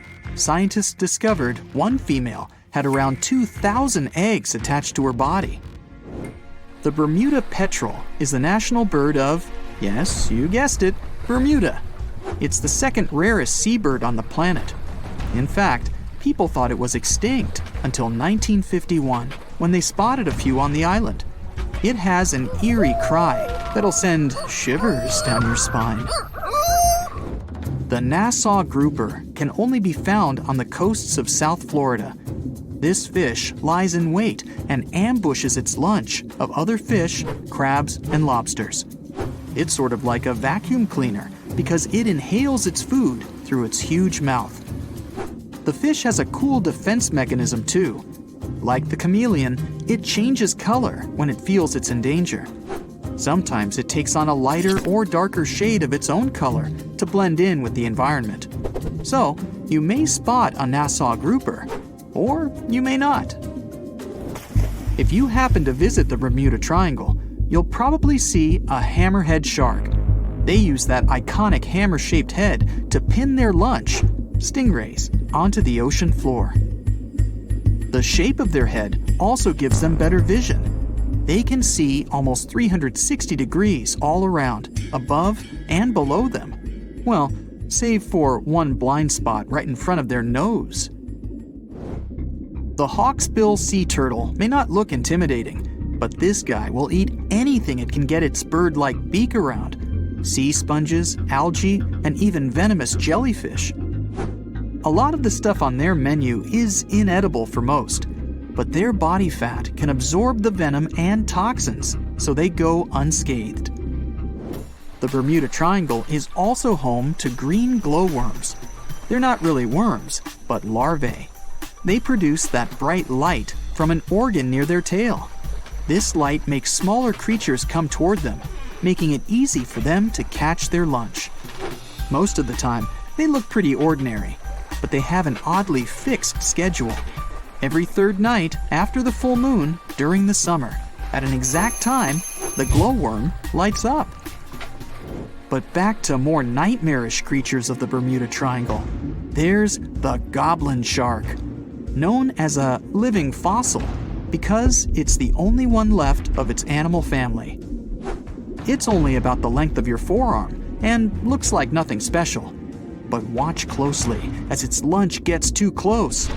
Boom! The shark's jaw shoots out of its mouth and grabs onto the unlucky creature. Once the teeth have locked in, the jaw goes right back in the shark's mouth. And yes, you share the planet with this thing. So, a mysterious discovery was made deep in the Red Sea, the so-called death pools. Woo, that's scary. In 2020, researchers embarked on a dive into the Red Sea. The mission spot was in the Gulf of Aqaba, between Saudi Arabia and Egypt. Near the end of their expedition, as they ventured deeper into the darkening waters, they noticed some strange seaweed floating above the seafloor. They decided to use a remotely operated vehicle and investigate it.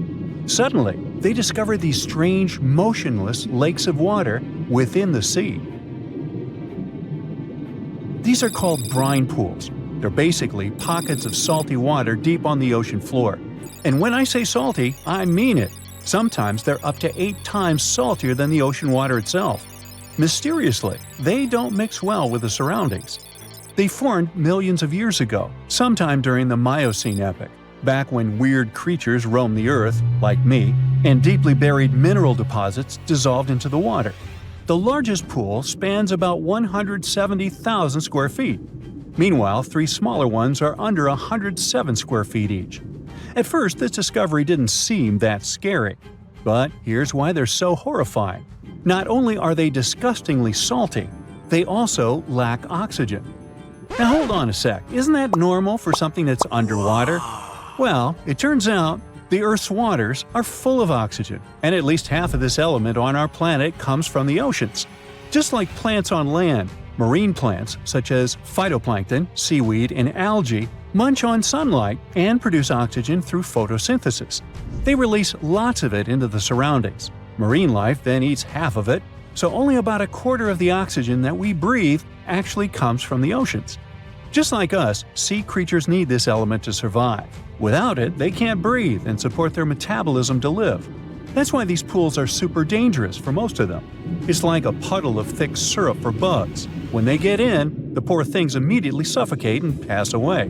Which is why the pools are surrounded by a graveyard of marine animals. But let's see how these things can exist in the first place.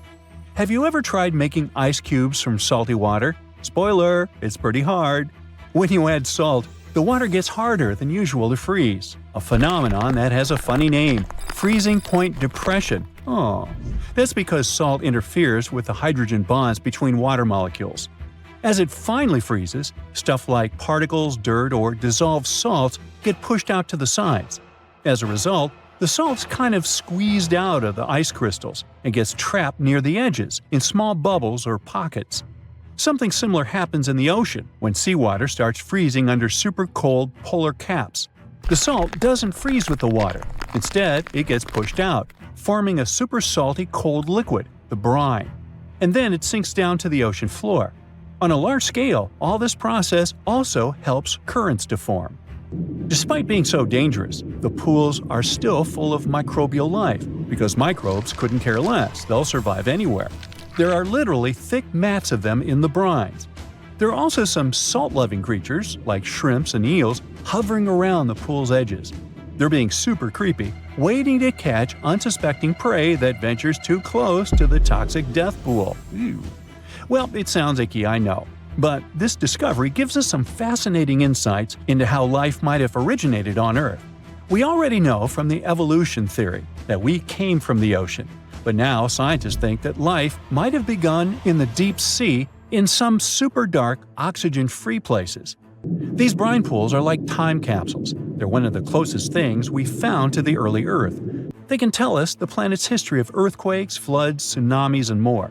For example, they have some traces of rainfall that happened over 1,000 years ago. And they can also help us search for life on other water-rich planets. For example, Mars most likely used to have huge oceans on it.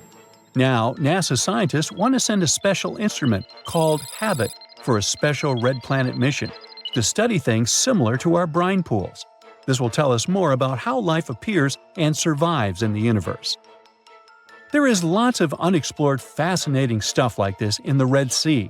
That's why scientists conducted the so-called Decade Expedition and spent around 5 months exploring the place.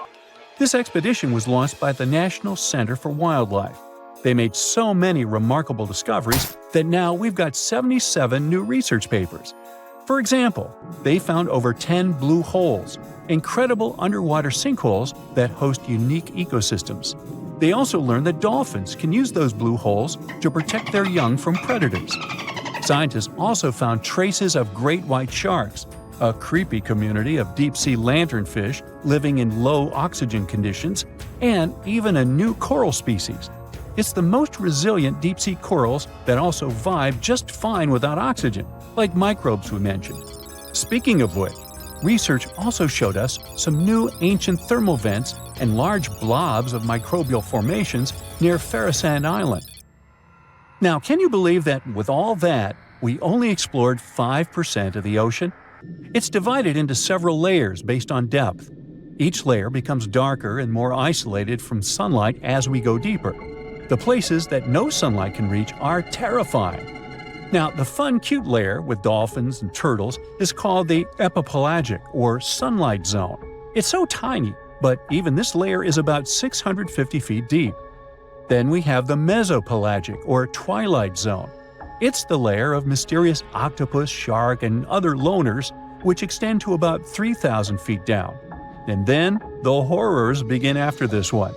We encounter the bathypelagic or midnight zone.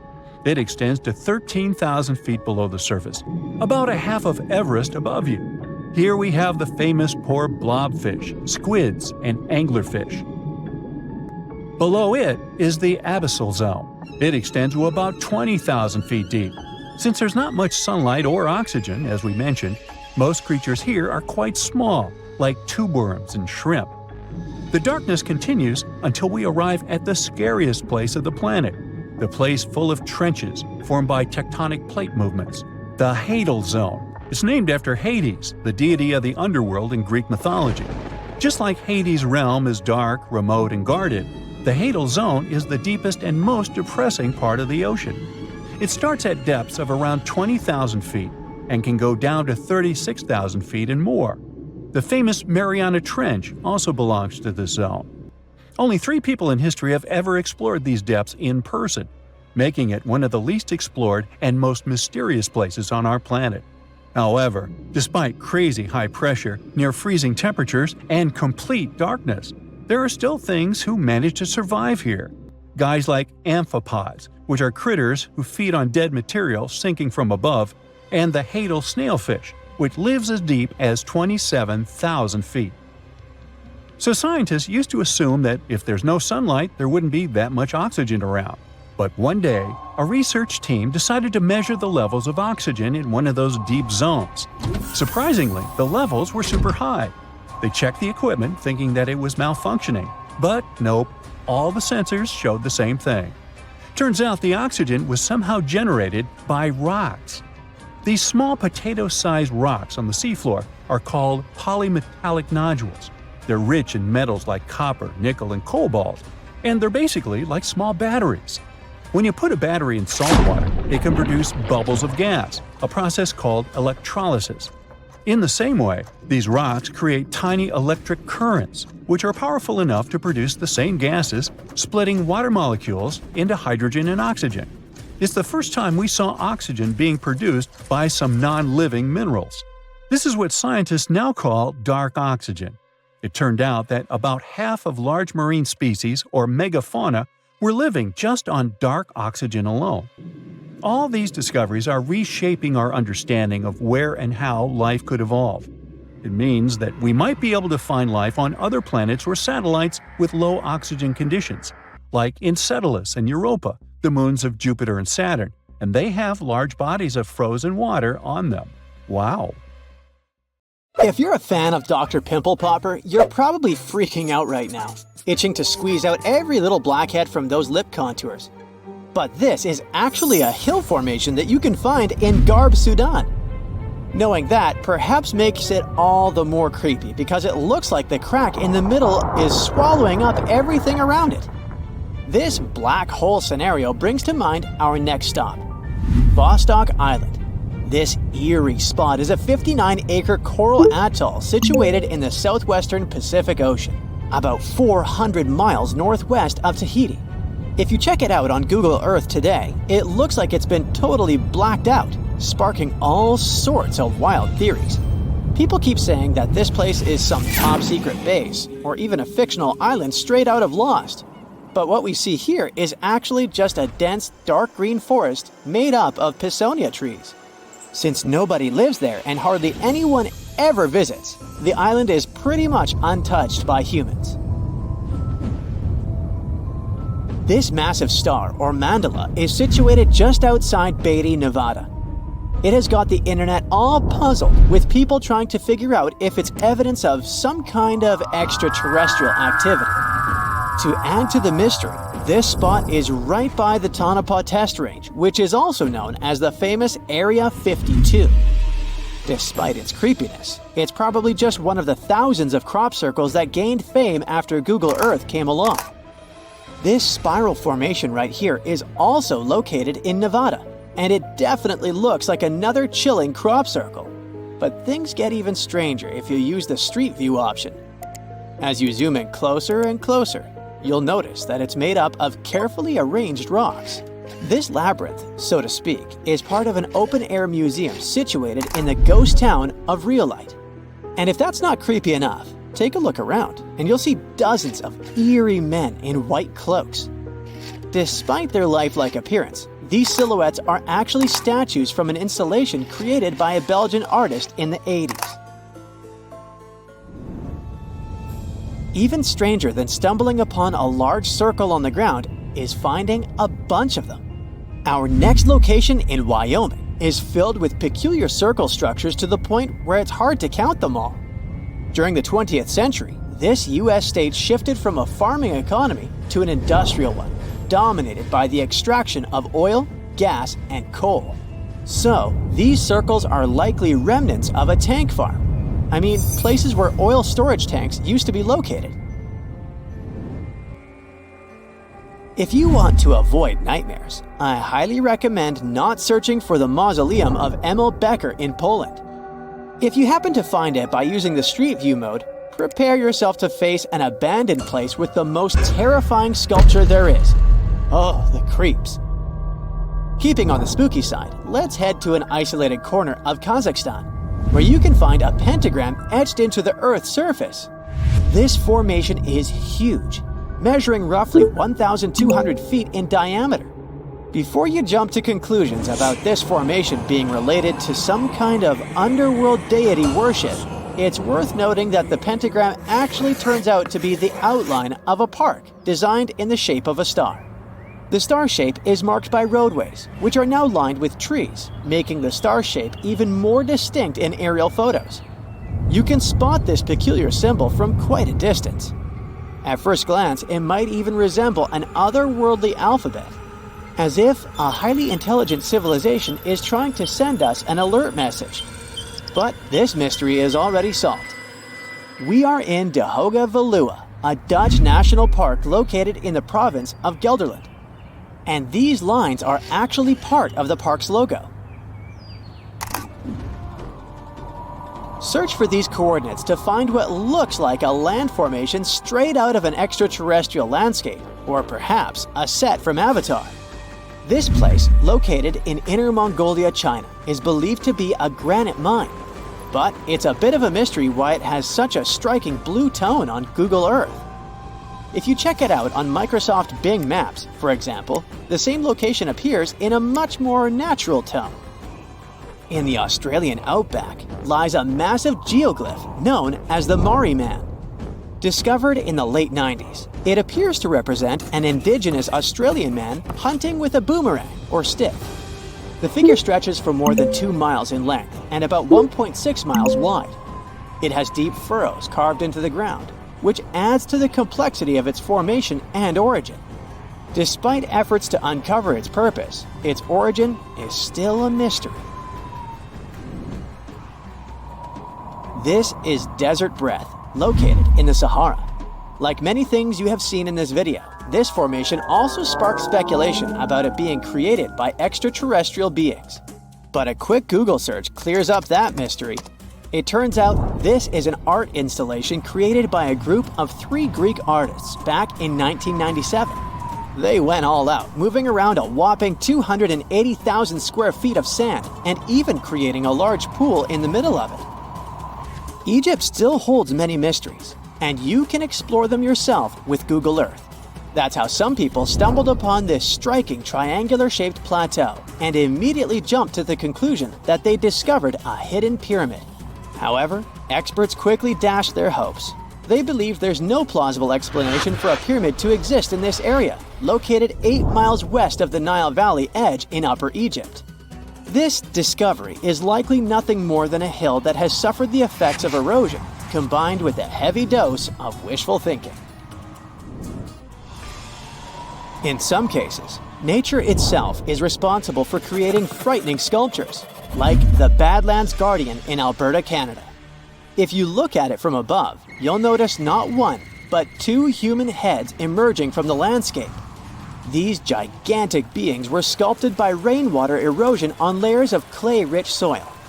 Ironically, additional human-made structures give the impression that this one is wearing wired headphones. It seems that deserts are a prime spot for discovering strange images on Google Earth. So our next stop is China. In the Gobi Desert, you'll come across zigzagging white lines that look kind of random. The first challenge for armchair experts was figuring out what these structures were made of, as it's hard to tell if they're painted on or dug into the landscape. There's still a lot of speculation about it on the internet, but the most plausible explanation is that this structure is used for calibrating satellites. This way, satellite cameras can focus on these large grids to orient themselves in space. Check out this intact plane that seems to have sunk beneath the ocean off the coast of Crooked Island, Bahamas. Some viral videos claim it's a crashed plane belonging to the infamous Pablo Escobar. The truth is that something lying on the bottom of the ocean can't be that visible, so it's more likely that it's a plane that was actually flying when Google captured these images. However, there is a strong belief that Pablo Escobar did have a plane that crashed nearby, but it was in another part of the Bahamas known as Norman's Cay. You can still spot it in shallow turquoise waters. Just search for Norman's Cay sunken plane, and there it is. If you're convinced that extraterrestrials are already among us, then go ahead and type in these coordinates on Google Earth. Explore the area using Street View, and wow, what is it? Of course, we're not talking about visitors from other planets, but this shadow of a gigantic creature still gives me the creeps. Turns out, it's just a person lugging around one of those 360-degree Street View cameras tucked away in a trekker backpack. So hey, if you take a good look around Google Earth, you might stumble upon more of these elongated necked beings walking around the globe. So imagine stumbling upon a creature so huge it could dwarf even the largest known marine animals today.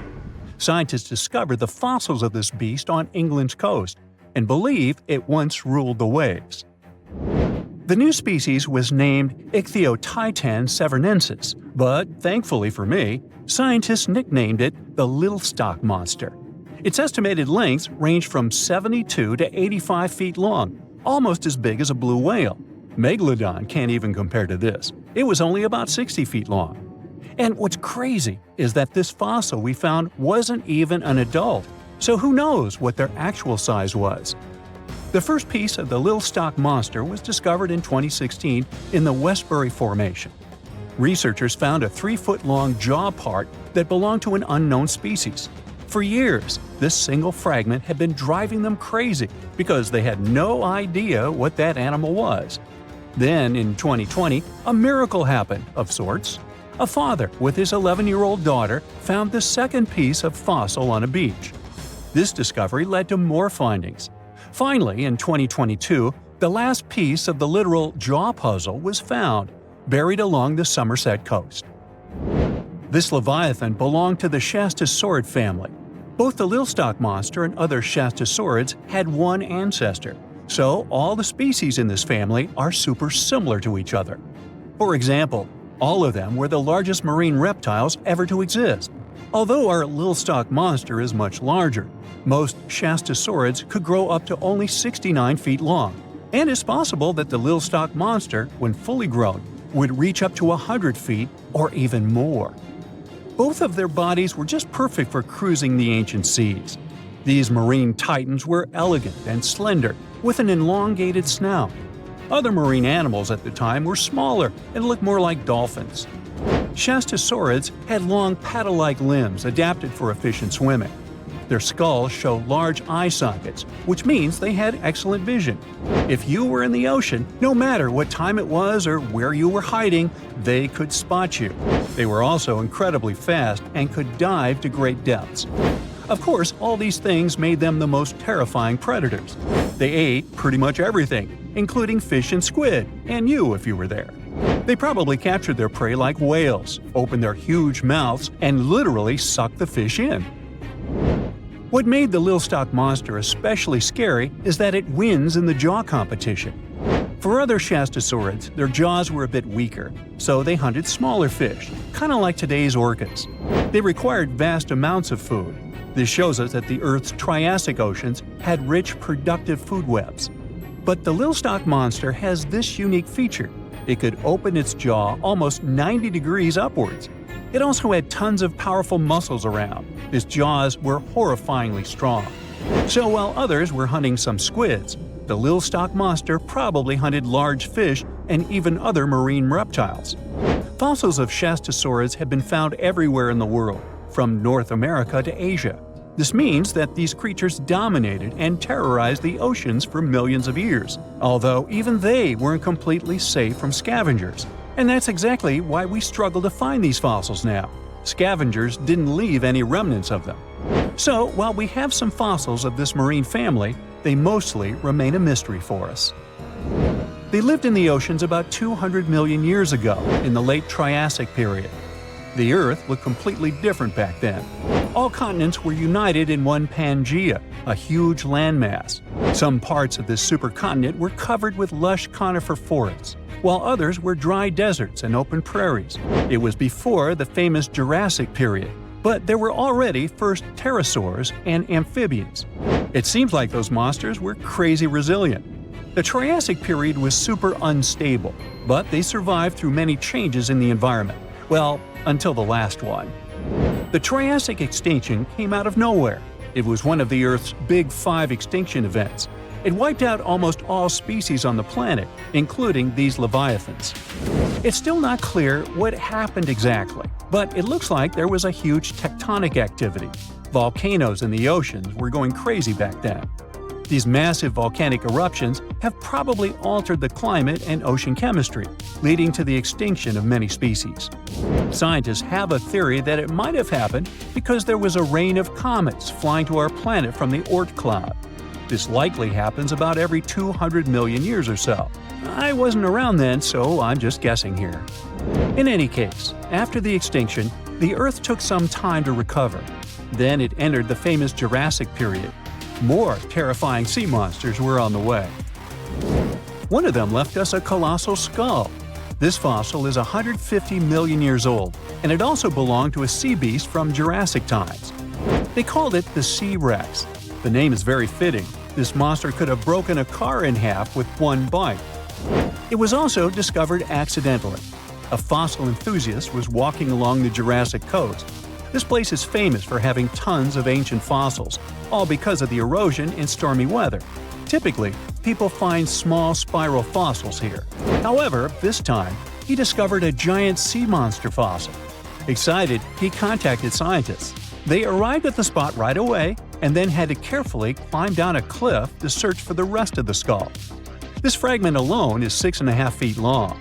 Turns out, it's a newly discovered species of pliosaurs, giant predators of the ancient seas. Pliosaurs were among the largest marine predators ever. Some of them grew up to 40 feet long. They used their huge teeth to snatch and devour prey, including other reptiles. Well, at least those creatures are far gone. But what about the horrors that still live in our oceans? Recently, biologists discovered the world's longest animal, the one that's still alive to this day. They found it off Australia's coast, on the Gascoyne coast, a very mysterious and unexplored place. There, underwater vehicles stumbled upon a frightening 150-foot-long siphonophore that's twice as long as many blue whales and 3 times as long as a humpback whale. Doesn't it kind of look like one of those toy string worms? But this creature isn't friendly at all. It's a string-like deep-sea predator. What's even more scary is that this isn't actually one creature. It's a colony of small clones working together as one. Basically, collective consciousness. Ooh, Borg. Together, they stretch out like a single long string in the water. This creature might be the longest siphonophore ever found, and it was discovered at a depth of around 2,000 feet. Siphonophores, similar to jellyfish, capture their prey by dangling stinging tentacles in the water. When their tentacles touch small crustaceans and fish, they get paralyzed, and then they're reeled up to the colony's body. Expeditions to Western Australia's underwater canyons were definitely worth it. Together with that siphonophore, scientists have discovered up to 30 potential new marine species. Among them were a new octopus or squid, a long-tailed sea cucumber, glass sponges, and giant hyroids, colonies of animals resembling upside-down jellyfish. None of them have been seen before in Australia, but most of them weren't as scary as the one that was recently discovered in the Gulf of Mexico. This creature is straight out of a sci-fi thriller, a 26-foot-long mangapinna squid or bigfin squid. It was discovered near an offshore oil rig at a depth of more than 7,800 feet. It has incredibly long elastic tentacles, which can be 15 to 20 times longer than its body. It holds them at right angles to its body, making it look even creepier, almost as if it has elbows. And yes, it's another deep-sea predator. These 10 tentacles probably help the squid trap their prey and drag it onto the seafloor. We barely know anything about this extraterrestrial-looking creature because they're very hard to find and study. And if you think their tentacles are awful, just check out these creatures with 20 arms. This thing looks like a facehugger. This new species is lurking in the frozen depths of Antarctica. Experts were searching for cryptic sea animals known as Promachocrinus, or Antarctic feather stars. They're kind of similar to starfish and sea cucumbers, but have an otherworldly appearance and can live up to 6,500 feet below the surface. It's called the Antarctic strawberry feather star. Despite its pretty name, its appearance is anything but cute. It has a bizarre strawberry-like body from which 20 spindly arms branch off. Its coloring ranges from purple to dark reddish, and the arms all have different lengths and thickness. Who knows how many more of such scary creatures we'll discover in the future? Most of the ocean is still shrouded in mystery, whether we're talking about dark corners or creatures that are hiding in the depths. But sometimes, it gives us a peek into scary things it hides in its cold, dark depths. Like when you hear on the news that there are some deep-sea creatures washed ashore after a powerful storm once again. Some just look weird, while others are real monsters that live at depths of more than 3,300 feet. The coldest and deepest parts of the ocean have created one specific phenomenon called gigantism.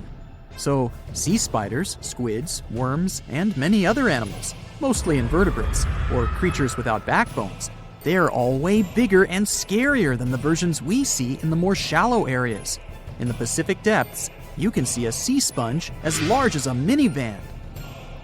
Or what about the colossal squid that lives in subantarctic waters and is nearly 14 times longer than the arrow squid, a type that mostly lives in New Zealand? Researchers found many of these underwater monsters in the abyssal zone of the ocean. Back in 2021, the researchers showed images of the giant phantom jelly. It was at a depth of 3,200 feet. Its tentacles were 33 feet long. Wow, I wouldn't like to face that one on the beach. It probably eats only small fish and plankton, but it can swim to depths of more than 21,900 feet. And down there, this giant jelly doesn't have enough food. How does it survive then? Scientists haven't figured it out yet. And there are even more questions related to the giant squid, the biggest one ever found. This monster is 43 feet long, with a weight of nearly a ton. Imagine if those tentacles would grab your car, or something like that. They would smash it like it was a toy. There's no light in the abyssal zone. Sun rays just can't penetrate that deep. So there's no algae or underwater plants there. Local animals mostly eat snow. Marine snow is not like the regular one you build a snowman with. It consists of any small flakes or remains that fall from the surface of the ocean. Maybe even some leftovers that animals up there couldn't eat. So it's not much. But apparently, it's enough for very large creatures that hide deep down there, like giant squids. Squids that generally live at such depths don't bother going after their prey. They just wait until the poor animal swims right up to their long tentacles and falls into a trap. It may not be the best method ever, because not many animals will even swim into these dark, cold parts, but it's the method that saves energy. A giant squid eats only 1 ounce of fish daily, which is approximately 45 calories. That's nearly 50 times fewer calories than an average person should eat per day. So when a squid gets 1 fish, it saves it for a couple of days. I hope giant squids won't get the idea to go to the surface and look for food when there's not enough of it in the abyssal zone. And I hope even more that giant Greenland sharks won't get that same idea. You can find them at depths of up to 7,200 feet. They're twice as slow as we usually walk. They swim at a speed of 1.12 feet per second. Their slowness is part of the energy-saving mechanism that creatures down there need to survive. But they can speed up in the form of short bursts when they need to catch prey. But they kinda change their diet from predator to scavenger, considering their environment. There will be more leftovers falling from the surface than animals to go after. Greenland sharks grow just 0.4 inches per year, and they're mostly 20 feet long, which means they live for a very long time, sometimes up to 400 years. They also have a slow metabolism, and that's one of the main factors for their long life, too. Greenland sharks like to spend their time in cold waters. They're adapted to that, since their tissues have specific chemical compounds that prevent the forming of ice crystals all over their body. That means they have some sort of natural antifreeze. So what makes them so big? Scientists are still not sure, but some theories try to explain it. There's this thing called Kleiber's rule that says bigger animals tend to be more efficient. Just take a small fish and compare it to a whale with a mass hundreds of times bigger. The whale has a greater metabolism. It conserves energy more efficiently and loses less of it to the surroundings through heat. Moving on, bigger animals can ingest bigger prey. They're more likely to go through tough issues in their environment or defend themselves from predators going after them. Also, the body gets bigger when temperatures are lower. The Greenland shark is a perfect example. So are giant sea spiders. Sea spiders are generally common, and you find some very small ones at 0.04 inches. But in deeper parts of the Antarctic, they become 3-foot-long giants. They grow so big because the cold water has more oxygen. That way, more of it diffuses into the animal's body, and that allows it to grow bigger. Yeah, both as a creature and a nightmare. And how about this giant tube worm? Researchers found it accidentally while they were exploring the mysteries of the Pacific Ocean floor. They stumbled upon unusual hydrothermal vents. Volcanic heat is a thing that gets them going. As water seeps down through faults or cracks in the rock, these vents change their direction. When the water gets out of the vent, it's rich in different minerals and chemicals. Most animals wouldn't survive being around this toxic soup of chemicals, but not these tube worms. They came as a true surprise, because not only are they not bothered by these toxic vents and the almost boiling temperature of the water, but they developed entire ecosystems there. They're unique because they don't need sunlight to survive. Instead, small bacteria are their main source of energy. That bacteria gets their energy directly from these toxic chemicals. So it's not photosynthesis, but a process called chemosynthesis. And these tube worms don't have mouths. These bacteria live inside them. Strange story, huh? Plus, these scary worms reach up to 8 feet. Giant isopods are no better either. They lurk at the depths of the ocean of 1,640 feet or more below, far away from the sunlight, looking like some monstrous wood lice. They spend most of their time on the seabed, hoping to find some food falling from higher levels of the ocean. Check out their small hooked claws at the ends of their legs. Isopods use them to remain more stable while moving around the ocean floor. Since there's no light, they have long antennae that help them feel their way around. These sensory antennas are about half the length of their body. Giant isopods have pretty big eyes compared to their body size, too. They can grow over 12 inches from head to tail.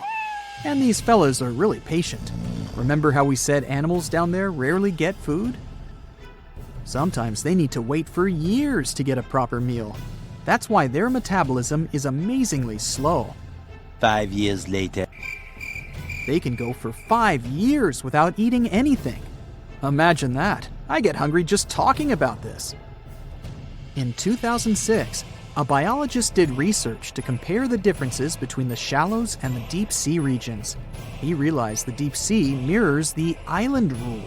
First, isolated parts of land develop biodiversity you won't find anywhere else. Second, small-bodied life there grows much bigger when it's isolated, compared to life on large land masses. Resources are limited, but also competition and predators. And we don't know much about these deep-sea creatures.